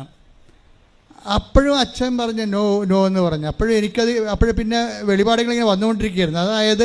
അതായത് പിന്നീട് ഞാൻ പറഞ്ഞു സൈലൻസ്ഡ് ഇൻറ്റൻഷൻസ് എന്ന് പറഞ്ഞു. എന്ന് വെച്ചാൽ നിശബ്ദമാക്കപ്പെട്ട നിയോഗങ്ങളുടെ സന്യാസഭ എന്ന് പറഞ്ഞു. അപ്പോഴും ഈ അച്ഛൻ നോ പറഞ്ഞു. പിന്നീട് ഞാൻ തിരുത്തി പറഞ്ഞു, അതായത് അപരിചിതമായ അനുഭവങ്ങളിലൂടെ കടന്നു പോകുമ്പോൾ ഒരു വ്യക്തി കൈവരിക്കുന്ന മൗനത്തിൻ്റെ സമർപ്പണ ജീവിതമെന്ന് പറഞ്ഞു. അപ്പം അച്ഛൻ ഓക്കെയായി. ഞാൻ അതുപോലെ തന്നെ അപ്പം എനിക്ക് മനസ്സിലായി ഇത് വിഷയം വേറെയാണ്, വേറെ ചാനലിൽ കയറി വരികയാണെന്ന് മനസ്സിലായി. ഞാൻ എഴുന്നേറ്റ് എൻ്റെ നോട്ട് ബുക്ക് മൊത്തം എഴുതി വെച്ചത്, ഇത് മുഴുവൻ ഒപ്പിട്ട്, ഡേറ്റ് ഇട്ട് ഒപ്പിട്ട്, ടൈം ഇട്ട് ഒപ്പിട്ട് കളഞ്ഞു. കാരണം എൻ്റെ മരണത്തിന് ശേഷം ഏതെങ്കിലും കാലത്ത് ഈ സ്വപ്നത്തെക്കുറിച്ച് സഭ പഠിക്കണ കാലത്ത് ഇങ്ങനെ പറഞ്ഞിരുന്നു എന്ന് പറയും. അത് ഡോക്യുമെൻ്റാണ്, അത് ഡോക്യുമെൻ്റ്. അതെന്താ കാര്യം വെച്ച് കഴിഞ്ഞാൽ നമ്മളിപ്പോൾ അനേകം നിയോഗങ്ങളുമായി മുന്നോട്ട് പോവുകയാണ്. നമ്മൾ നിയോഗങ്ങളെ കിട്ടിയില്ലെങ്കിൽ ഉടനെ ഉടനെ ഗുസ്തിക്ക് തയ്യാറാകുകയാണ്. അതാണ് നമ്മൾ പറയണത്, ഞാൻ ദൈവത്തുമായിട്ട് ഗുസ്തിക്ക് തയ്യാറാകുകയാണ്. പക്ഷേ എന്താ പ്രശ്നം? അതായത് നിങ്ങൾ ഒരു നല്ല ചൈതന്യമുള്ള വിശ്വാസിയാണെങ്കിൽ എന്തു ചെയ്യും? നിങ്ങൾ ദൈവമായിട്ട് യുദ്ധത്തിന് പോകത്തില്ല. അതാണ് ഇവൾ പറയണത്, മഞ്ജു വർഗീസ് പറയണത്. ഞാനിപ്പോഴേ എന്തെല്ലാം നെഗറ്റീവ് സംഭവിച്ചാലും എൻ്റെ കർത്താവുമായിട്ട് ഞാൻ യുദ്ധത്തിന് പോകത്തില്ല. എന്നിട്ട് ഞാൻ എഴുതി തന്ന ആ സ്വപ്നത്തിന് താഴെ എഴുതി മാതാവിൻ്റെ സ്പിരിച്വാലിറ്റി അതാണ്. എന്താണ്? ഒരു തർക്കത്തിൻ്റെ സമയം, ഒരു സമാധാനം ചോദിക്കേണ്ട സമയത്ത് സമാധാനം ചോദിക്കാതെ ഹൃദയത്തെ സംഗ്രഹിക്കുന്ന മറിയത്തെയാണ് സ്വപ്നത്തിലൂടെ വെളിപ്പെടുത്തുന്നത്. മറിയമാണ് ഇതിൻ്റെ ആൾ. ശരിക്കും പറഞ്ഞാൽ ഈ നിശബ്ദ നിയോഗങ്ങളുടെ, അതായത് നിശബ്ദ നിയോഗങ്ങൾ എന്ന് പറഞ്ഞാൽ നമ്മുടെ നിയോഗങ്ങളുടെ മേലെ ദൈവം കൈവച്ച് ആ നിയോഗങ്ങൾ നടന്നില്ല എന്നുണ്ടെങ്കിൽ ദൈവമായിട്ട് ഗുസ്തിക്ക് പോകുന്ന അവിശ്വാസിയും ദൈവമായിട്ട് ദൈവത്തെ മഹത്വപ്പെടുത്താൻ വേണ്ടി നിൻ്റെ കേൾക്കപ്പെടാത്ത പ്രാർത്ഥനകൾ ഉപയോഗിക്കുന്നെങ്കിൽ നീ മാതാവിനെ പോലെ ഹൃദയത്തിൽ സംഗ്രഹിച്ചുകൊണ്ട് നിത്യതയ്ക്ക് വേണ്ടി അത് കാഴ്ചവെച്ചുകൊണ്ട് നിത്യതയ്ക്ക് വേണ്ടിയുള്ള കുരിശായിട്ട് അത് അക്സെപ്റ്റ് ചെയ്ത് കഴിഞ്ഞാൽ നിത്യതയുടെ ഓഹരിയാണ് ശരിക്കും കുരിശ്. നമ്മൾ ജെറുസലേമിലേക്ക് പോവുകയാണ്. ഞാൻ ജെറുസലേമിലേക്ക് പോകണമെന്നാണ് ഈശോ പറഞ്ഞത്, അല്ലാതെ നമ്മൾ പോകണമെന്നല്ല. പക്ഷേ ഇവർ 5-8-10 പേരുണ്ടായിരുന്നു, 12 പേരും കൂടിയാണ് ജെറുസലേമിലേക്ക് പോയത്. പക്ഷേ ഈശോ ഇവിടെ പറയണത് ഞാൻ ജെറുസലേമിലേക്ക് പോകണമെന്നാണ് പറയണത്. നിങ്ങൾ പോണ കാര്യം പറഞ്ഞിട്ടില്ല. നിങ്ങൾക്ക് ആർക്കെങ്കിലും എൻ്റെ കൂടെ നിത്യ ജെറുസലേമിലേക്ക് വരണമെന്നുണ്ടെങ്കിൽ 16-24 വർക്കൗട്ട് ചെയ്യണം. എന്താണ് 16-24 എന്താണ്? എന്നെ അനുഗമിക്കാൻ ആഗ്രഹിക്കുന്നവൻ സ്വയം പരിത്യജിക്കണം. സ്വയമാണല്ല പ്രശ്നം. ഇവിടുത്തെ മെയിൻ പ്രശ്നം സ്വയമാണ്. സ്വയമെന്ന് വെച്ചാൽ എൻ്റെ സുഖം, എൻ്റെ താല്പര്യം, എൻ്റെ സന്തോഷം, എൻ്റെ സെക്യൂരിറ്റി, ഇതാണ് സ്വയം. ഈ സ്വയം നിൽക്കുന്നിടത്തോളം കാലം ആർക്കും നിത്യതയിലേക്ക് കയറി പറ്റാൻ പറ്റത്തില്ല. കാര്യം അവർ അഹങ്കാരികളും തോന്നിവാസികളും അവരുടെ കാര്യം നടത്താൻ വേണ്ടി ദൈവത്തെ ദുർവിനിയോഗിക്കുന്നവരുമാകും. അതുകൊണ്ട് തന്നെ അവരെ ബഹളക്കാരെന്നാണ് ദൈവം വിളിക്കണത്. ഡയറസിൻ്റെ വീട്ടിൽ നിത്യതയിലേക്ക് ഒരു മനുഷ്യനെ നിത്യതയിലേക്ക് മനുഷ്യനെ കൊണ്ടുപോകാൻ കർത്താവിന് കഴിയുമെന്നുള്ള സൂചനയായിട്ട് ഭൂമിയെ മരിച്ചൊരു പോയ മനുഷ്യനെ ഉയർപ്പിക്കുന്ന സമയത്ത് കർത്താവ് പറഞ്ഞു ബഹളക്കാർ ഗെറ്റൗട്ട് അടിക്കാൻ പറഞ്ഞു. ഉടനെ അവിടെ നിന്നവർ പറഞ്ഞു ബഹളക്കാർ എഴുന്നേറ്റ് പോകാൻ പറഞ്ഞു. കരഞ്ഞു കൂപിക്ക് നിലവിളിച്ച് നടക്കുന്ന, കഴിഞ്ഞ കാലത്തെ ഓർത്ത് നിരാശപ്പെട്ട് നടക്കുന്ന ആൾക്കാരും എഴുന്നേറ്റ് പോകാൻ, നിങ്ങൾക്ക് ഇവിടെ സീറ്റില്ലെന്ന് പറഞ്ഞു. Take the bed of God. ശ്രുതിക്കട്ടെ ഹല്ലേലൂയ ഹല്ലേലൂയ ഹല്ലേലൂയ ഹല്ലേലൂയ ഹല്ലേലൂയ. യേശുവേ നന്ദി. ഹല്ലേലൂയ ഹല്ലേലൂയ ഹല്ലേലൂയ ഹല്ലേലൂയ ഹല്ലേലൂയ. മത്തായി 9:23-24. യേശു ഭരണാധികാരിയുടെ ഭവനത്തിലെത്തി കുഴലൂത്തുകാരെയും ബഹളം വയ്ക്കുന്ന ജനങ്ങളെയും കണ്ടു പറഞ്ഞു, നിങ്ങൾ പുറത്തു പോകുവിൻ. നിങ്ങൾ പുറത്തു പോവുക. അതാ സംഭവം. തർക്കിക്കാൻ പോയാൽ, ദൈവമായിട്ട് തർക്കിക്കാൻ പോകുന്നതിന് ദൈവം ഗെറ്റൗട്ട് അടിക്കും. ഇത് എവിടെ നിന്നാണ് ഗെറ്റൗട്ട് അടിക്കണമെന്ന് അറിയാവോ? എവിടെ നിന്നാണ് ഗെറ്റൗട്ട് അടിക്കണത്? നിത്യതയിൽ നിന്നാണ് ഗെറ്റൗട്ട് അടിക്കണത്. അത് നിങ്ങൾ മനസ്സിലാക്കണം. ദൈവമായിട്ട് തർക്കിക്കാൻ. അതുകൊണ്ടാണ് മറിയത്തിന് ജ്ഞാനമുണ്ട്. മറിയം എന്ത് ചെയ്തു? നിങ്ങൾ എന്തിനാണ് എന്നെ അന്വേഷിച്ചത്? ഞാൻ എൻ്റെ പിതാവിൻ്റെ കാര്യത്തിൽ വേപതനായിരിക്കേണ്ടവനാണെന്ന് നിങ്ങൾക്കറിയാൻ പാടില്ലെന്ന് ചോദിക്കും. മറിയത്ത് തിരിച്ചു ചോദിക്കാം, അങ്ങനെയാണെങ്കിൽ നിനക്ക് എന്നോട് പറഞ്ഞിട്ട് വേണ്ടി ഇവിടെ നിൽക്കാൻ? നിനക്ക് 12 വയസ്സല്ലേ ആയുള്ളൂ. നിന്നെ ഞാനല്ല കൂട്ടിക്കൊണ്ടു വന്നത്. നിൻ്റെ അപ്പൻ ഒരു കൊല്ലം മുഴുവൻ പണിയെടുത്തിട്ട് കിട്ടിയ കാശിൻ്റെ ബാക്കി വെച്ചിട്ടല്ലേ ഈ നാരങ്ങ വെള്ളം കുടിച്ച് നടന്നിട്ടല്ലേ അവസാനം നീ ഒരു വാക്ക് പറഞ്ഞിരുന്നെങ്കിൽ ഞാൻ നിൻ്റെ കൂടെ നിൽക്കത്തില്ലേ എന്ന് പറഞ്ഞ് തർക്കിക്കാനോ ബഹളം ഉണ്ടാക്കാനോ കർത്താവ് അമ്മ പോയില്ല. അമ്മ എന്ത് ചെയ്ത്? അമ്മ ഹൃദയത്തിൽ സംഗ്രഹിച്ചു. അതാണ് വിഷയം. ദൈവവുമായിട്ട് തർക്കിക്കേണ്ട ഒത്തിരി അവസ്ഥകളുണ്ടാകും. നീ എന്താണ് ഞങ്ങളോട് ഇങ്ങനെ ചെയ്തത് എന്ന് ചോദിച്ചു. പക്ഷേ അതേസമയം തന്നെ ചോദ്യം പെശകെന്ന് കണ്ടപ്പോഴെന്ത് ചെയ്ത്? അമ്മ ഹൃദയത്തിൽ സംഗ്രഹിച്ചു. എന്താ കാര്യം? നിത്യതയുടെ ജ്ഞാനങ്ങളിലെ ദൈവത്തിന് പൂർണ്ണ സ്വാതന്ത്ര്യമാണ് നമ്മുടെ ജീവിതത്തിൽ. സിമി സാക്ഷ്യത്തിൽ പറയണേ, എൻ്റെ മകൻ ഞാനിങ്ങനെ കർത്താവിൻ്റെ കാര്യം ക്രമീകരിച്ചപ്പോൾ ഞാൻ ആദ്യം കൊടുത്ത ഏറ്റവും ബെസ്റ്റ് സ്കൂളിൽ നിന്ന് എന്നെ വിളിച്ചു. നിൻ്റെ മകൻ ഇവിടെ അഡ്മിഷൻ ആയിട്ടുണ്ടെന്ന് പറഞ്ഞു. എന്നുവെച്ചാൽ ഇതിനു വേണ്ടിയല്ലേ ഇവിടെ കരഞ്ഞുകൊണ്ട് നടന്നത്. അപ്പം കൂടെ ഉള്ളവർ ചോദിച്ചു, സിമി ഇതെന്ത് പരിപാടിയാണിത്? നിൻ്റെ യോഗ്യത എന്താണ്? നിൻ്റെ ലിസ്റ്റ് വരുമ്പോൾ നിനക്ക് ഇത്ര അയോഗ്യത നിനക്കുണ്ട്.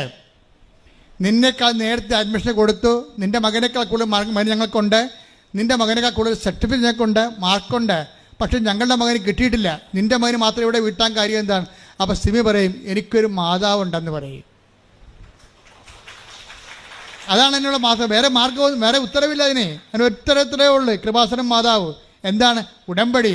Not by merit but by grace. കൈയടിച്ച് സ്തുതിക്കട്ടെ. ഹല്ലേലൂയ ഹല്ലേലൂയ ഹല്ലേലൂയ ഹല്ലേലൂയ. മഹത്വം മഹത്വം. ആരാധന ഹല്ലേലൂയ ഹല്ലേലൂയ ആരാധന ഹല്ലേലൂയ. പരിശുദ്ധ പരമദിവ്യകാരുണ്യത്തിന് നേരവും ആരാധനയും സ്തുതിയും പുകഴ്ചയും ഉണ്ടായിരിക്കട്ടെ. ഒരുമിച്ച് പാടാം. സ്തുതിക്കട്ടെ. ഹല്ലേലൂയ.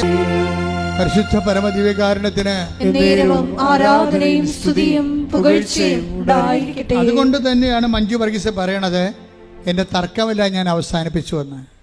എനിക്കിപ്പോൾ തർക്കിക്കാൻ തോന്നണേയില്ല. ദൈവത്തിൻ്റെ ഇഷ്ടം പോലെ ചെയ്യട്ടെ. ദൈവത്തിൻ്റെ മനസ്സിൽ ഞാൻ സംതൃപ്തിയാണെന്ന്. ദൈവത്തിൻ്റെ മനസ്സ് എന്ത് തന്നെയായാലും എന്നെക്കുറിച്ചുള്ള സംതൃപ്തിയിൽ ഞാൻ സംതൃപ്തിയാണെന്ന് പറയണതാണ് ഈശോ പറഞ്ഞത്. എന്താണ്? ഈ വെള്ളം കുടിക്കുന്നവൻ ഇനിയും ദാഹിക്കും, ഞാൻ തരുന്ന വെള്ളം കുടിക്കുന്നവർക്ക് ഇനി ദാഹിക്കുകയില്ല. ദാറ്റ് ഈസ് മഞ്ജു വർഗീസ് അഭിഷിക്തയായിരിക്കുന്നു, കർത്താവിൻ്റെ അഭിഷേകം മേടിച്ചിരിക്കുന്നു. അവക്കിന് ഇനി ഈ അഭിഷേകത്തിൻ്റെ നീണ്ടുനിപ്പിനാണ് സ്വർഗമെന്ന് പറയണത്. അവിടെ നിന്ന് അവിടെ കണ്ണിൽ നിന്ന് കണ്ണീരെല്ലാം തുടച്ചു നിൽക്കും, ഇനി മരണമില്ലെന്ന് കൈയ്യടിക്കട്ടെ.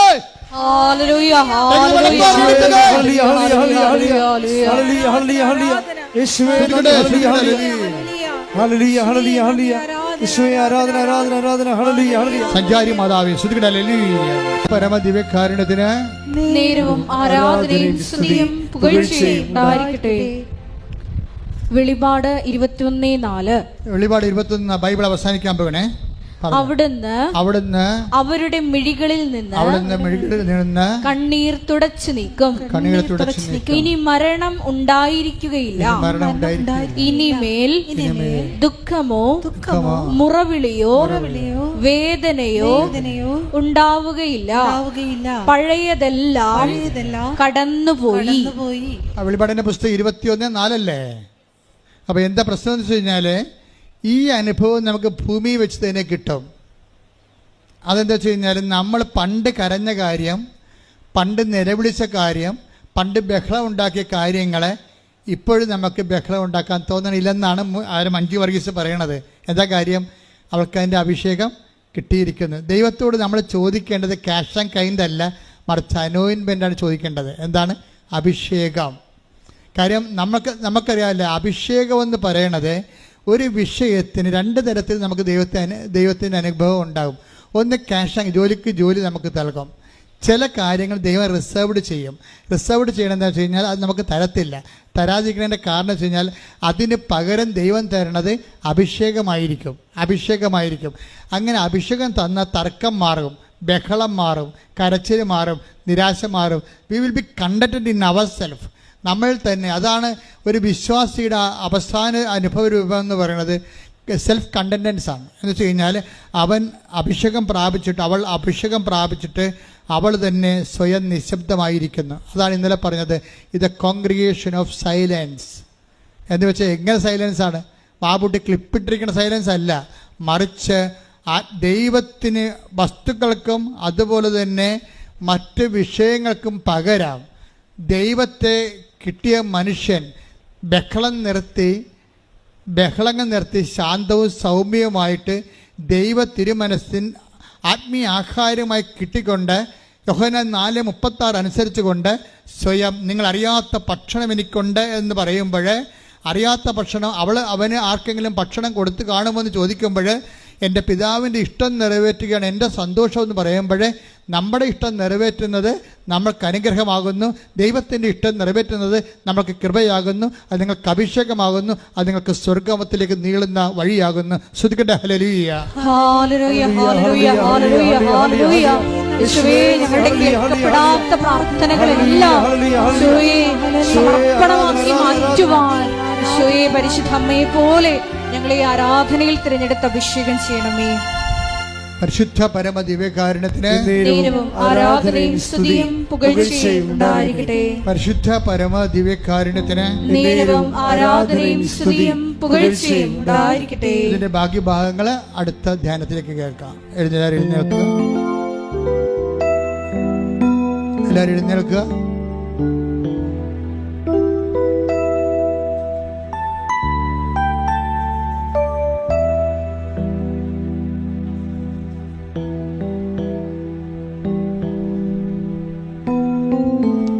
പരിശുദ്ധ പരമ ദിവ്യകാരുണ്യത്തിന് ആരാധനയും സ്തുതിയും പുകഴ്ചയും ഉണ്ടായിരിക്കട്ടെ. കർത്താവിന്റെ തിരുസന്നിധി നമ്മൾ നിൽക്കുന്നത്, നിങ്ങളുടെ ബോഡിയിലെ രക്തോട്ടമൊക്കെ ഇങ്ങനെ നിലച്ച പോലെ അങ്ങനെ ഇരിക്കുന്നത് കൊണ്ട് വേർത്തത് കൊണ്ടാണ് അച്ഛൻ എഴുന്നേൽപ്പിച്ചത്.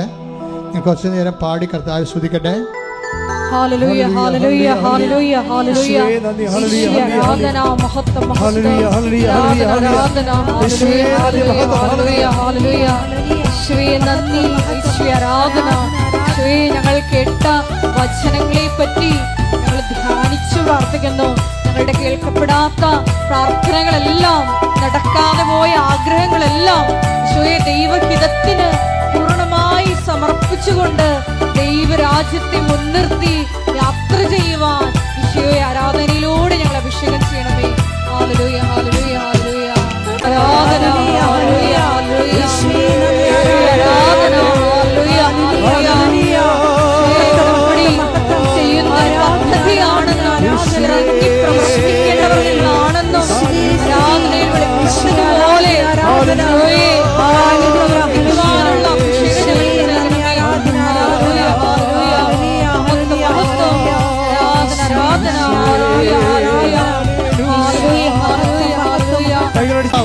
38 വർഷവർഷങ്ങൾക്ക് ഒരുപാട് യോഗ്യതയാൽ കൃപാസാൽക്കാരെ ജീവനോടെ പ്രത്യക്ഷപ്പെട്ട പരിശുദ്ധ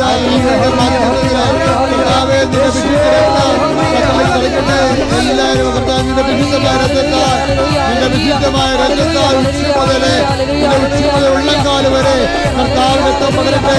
വിശുദ്ധമായ രക്തത്താൽ ഉള്ളക്കാല് വരെ കർത്താവിന്റെ രക്തം പകരട്ടെ. കർത്താവേ ആണിപ്പെടുതാർന്ന വലത് കരം ആണിപ്പെടുതാർന്ന വലത് കരം അങ്ങനെ മക്കളിലേക്ക് വെക്കണമേ. ആന്തരിക രോഗങ്ങള് ബാഹ്യരോഗങ്ങള് ആന്തരിക അവയവ രോഗങ്ങള്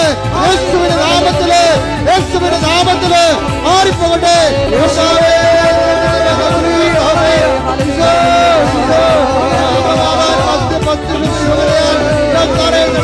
പതിനായിരക്കണക്കിന് ആരാധന ശക്തിയാൽ ദുരിതങ്ങള് ഈ തടസ്സങ്ങള് യേശു ക്രിസ്തുവിന്റെ നാമത്തില് മാറിപ്പോകട്ടെ.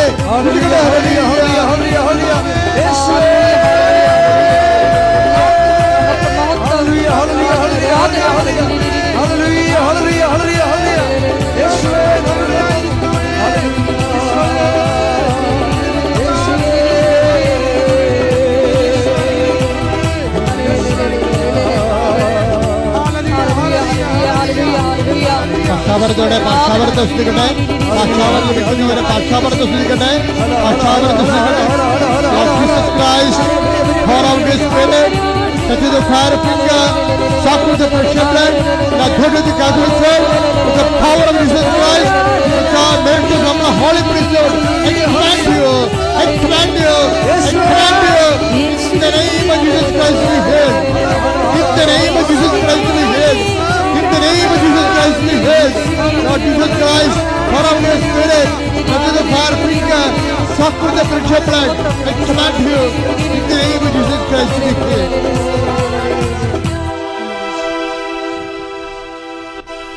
കണ്ണുകളടച്ച് കൈകൾ കൂപ്പി മൗനമായി പ്രാർത്ഥിക്കേണ്ട സമയമാണ്.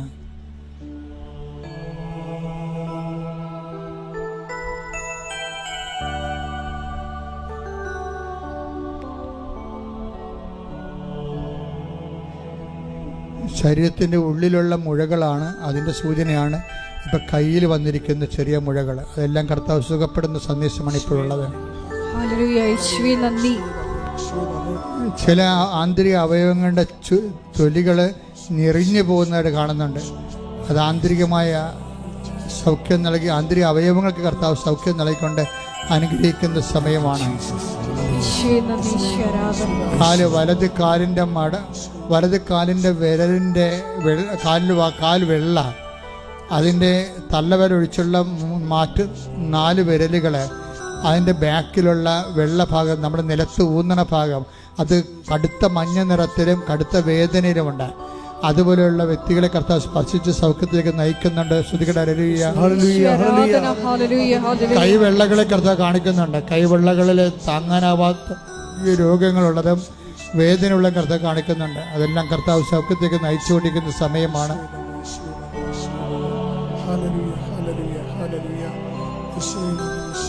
കക്ഷത്ത് എപ്പോഴും ബലമായിട്ട് ഇങ്ങനെ നീര് വന്ന് കല്ലച്ച് പോയി കിടക്കും.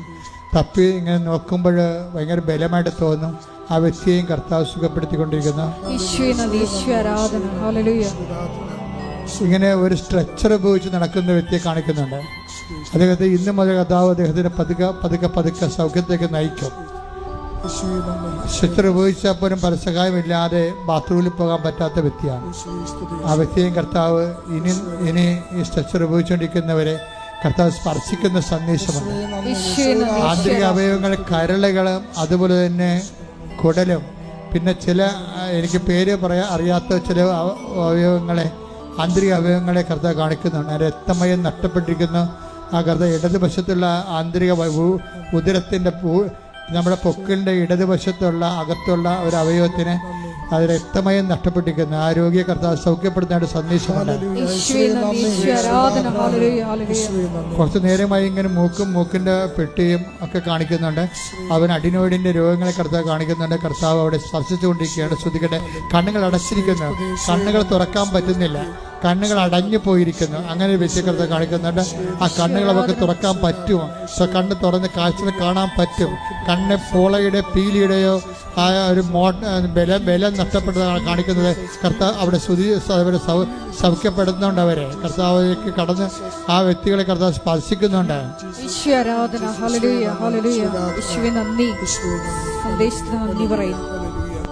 ദൂരയാത്രയ്ക്ക് ഒരുങ്ങുന്നവർ പ്രാർത്ഥിക്കേണ്ട സമയമാണിത്. അശുദ്ധ കിടപ്പ് രോഗികളായിട്ടുള്ളവരും കീമോ എടുത്തുകൊണ്ടിരിക്കുന്നവരും പ്രാർത്ഥിക്കേണ്ട സമയമാണിത്. കർത്താവെ, കൃപാസനത്തിൽ വന്ന് സാക്ഷ്യം പറയാൻ, മാതാവിൻ്റെ പ്രത്യക്ഷീകരണത്തെ സാക്ഷിയാക്കാൻ എന്നെ സാക്ഷിയാക്കണമെന്നാണ് അവരിപ്പോൾ പ്രാർത്ഥിക്കേണ്ടത്. എന്തോ നഷ്ടപ്പെട്ടത്, പുതുക്കി കിട്ടാത്ത പാസ്പോർട്ട്, ഇടത് കൈ, സാധാരണ പാസ്പോർട്ട് കൊണ്ട് നടക്കുന്ന ഇടത് കൈയിലാണെന്ന് തോന്നുന്നു. അങ്ങനെ ഒരു വ്യക്തി പ്രത്യേകം സൂക്ഷിക്കുക. കാര്യം സൂക്ഷിക്കുകയല്ല, അദ്ദേഹം രേഖകളുമായിട്ട് നടന്നുകൊണ്ടിരിക്കുന്ന ആൾക്കാർ, അതിൻ്റെ പെൻഡിങ് തടസ്സങ്ങളുള്ളത് കർത്താവ് നീക്കുന്ന സമയമാണ്. രേഖ സംബന്ധമായ കാര്യങ്ങൾ, വിസ, പാസ്പോർട്ട്, PR അങ്ങനെയുള്ള എന്തെങ്കിലും രേഖകൾ സംബന്ധമായ റേഷൻ കാർഡ് ഉൾപ്പെടെയുള്ള കാര്യങ്ങളിൽ തടസ്സമുള്ളവർ ഇപ്പോൾ പ്രാർത്ഥിക്കേണ്ട സമയമാണ്.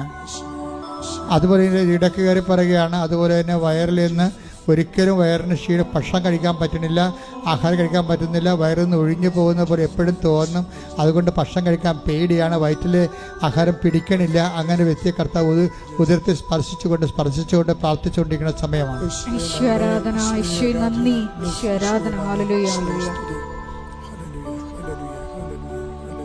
കർഷകരെ, അവരുടെ കാർഷിക ഇടങ്ങൾ കർത്താവിൻ്റെ വിശുദ്ധമായ രക്തമഴ പെയ്തിറങ്ങാൻ വേണ്ടി പ്രാർത്ഥിക്കട്ടെ. എല്ലാ കീടനാശിനികളും അതുപോലെ തന്നെ എല്ലാവിധ ക്ഷുദ്രജീവികളും ജന്തുക്കളും നിങ്ങളുടെ പണിപ്പാടുകളിൽ നിന്ന് വിട്ടുമാറാൻ വേണ്ടി പ്രാർത്ഥിക്കട്ടെ. അതിനുവേണ്ടി പ്രാർത്ഥിക്കുന്നവർക്ക് കർത്താവ് ഉത്തരം നൽകുന്ന സൂചനയാണുള്ളത്. കാലാവസ്ഥ ഭേദങ്ങളിലൂടെ ഉണ്ടാകുന്ന ദുരിതങ്ങൾ തൊഴിൽ മേഖലയെ ബാധിച്ചിട്ട് കുടുംബങ്ങൾ പട്ടിണിയായി പോകുന്ന അവസ്ഥകളുണ്ട്. കൈകൾ ഒരു കൈ മേലോട്ട് ഉയർത്തിക്കൊണ്ട് ഒരു കൈ കർത്താവിന് നേരെ നീട്ടിക്കൊണ്ട് കാലാവസ്ഥ വ്യതിയാനങ്ങൾ പരിഹരിക്കുന്നതിന് വേണ്ടി ദുരന്തമുണ്ടാകാമെന്ന് പ്രാർത്ഥിക്കണമെന്ന് പറഞ്ഞ പരിശുദ്ധ അമ്മയുടെ പ്രാർത്ഥനയുടെ അരൂപിയാൽ നിങ്ങൾ കാലാവസ്ഥയെ ശാസിച്ചുകൊണ്ട് പ്രാർത്ഥിക്കട്ടെ, സ്തുതിക്കട്ടെ. ഹല്ലേലൂയ, എൻ്റെ കർത്താവിൻ്റെ ഉന്നതമായ നാമത്തിൽ സ്വസ്ഥം ചെയ്യുന്ന കാലാവസ്ഥ വ്യതിയാനം കാരണം മനുഷ്യരാശി ഏറെക്കുറെ വളരെയേറെ വേദനിക്കുകയും കഷ്ടപ്പെടുകയും പലരുടെയും ജീവിത മാർഗങ്ങളും നഷ്ടപ്പെടുകയും ചെയ്യുന്ന അവസ്ഥകളിൽ കർത്താവെ, കരയുടെയും കടലിൻ്റെ മേൽ അതിനാഥനായ കർത്താവ്, നിൻ്റെ അണിപ്രധാന വരദരം കാറ്റിനെ സമീപിച്ചുകൊണ്ട് കടലിനെ ശാന്തമാക്കി നിൻ്റെ വരതുകരം കാലാവസ്ഥകളും നിറയട്ടെ ഉയരട്ടെ എന്ന് പ്രാർത്ഥിക്കുന്ന യേശുക്രിസ്തു ഉന്നതമായ നാമത്തിൽ അനുകൂലമായ കാലാവസ്ഥ മനുഷ്യരാശിക്ക് ലഭിക്കട്ടെ. ശ്രുതികട്ടെ. ഹല്ലേലൂയ.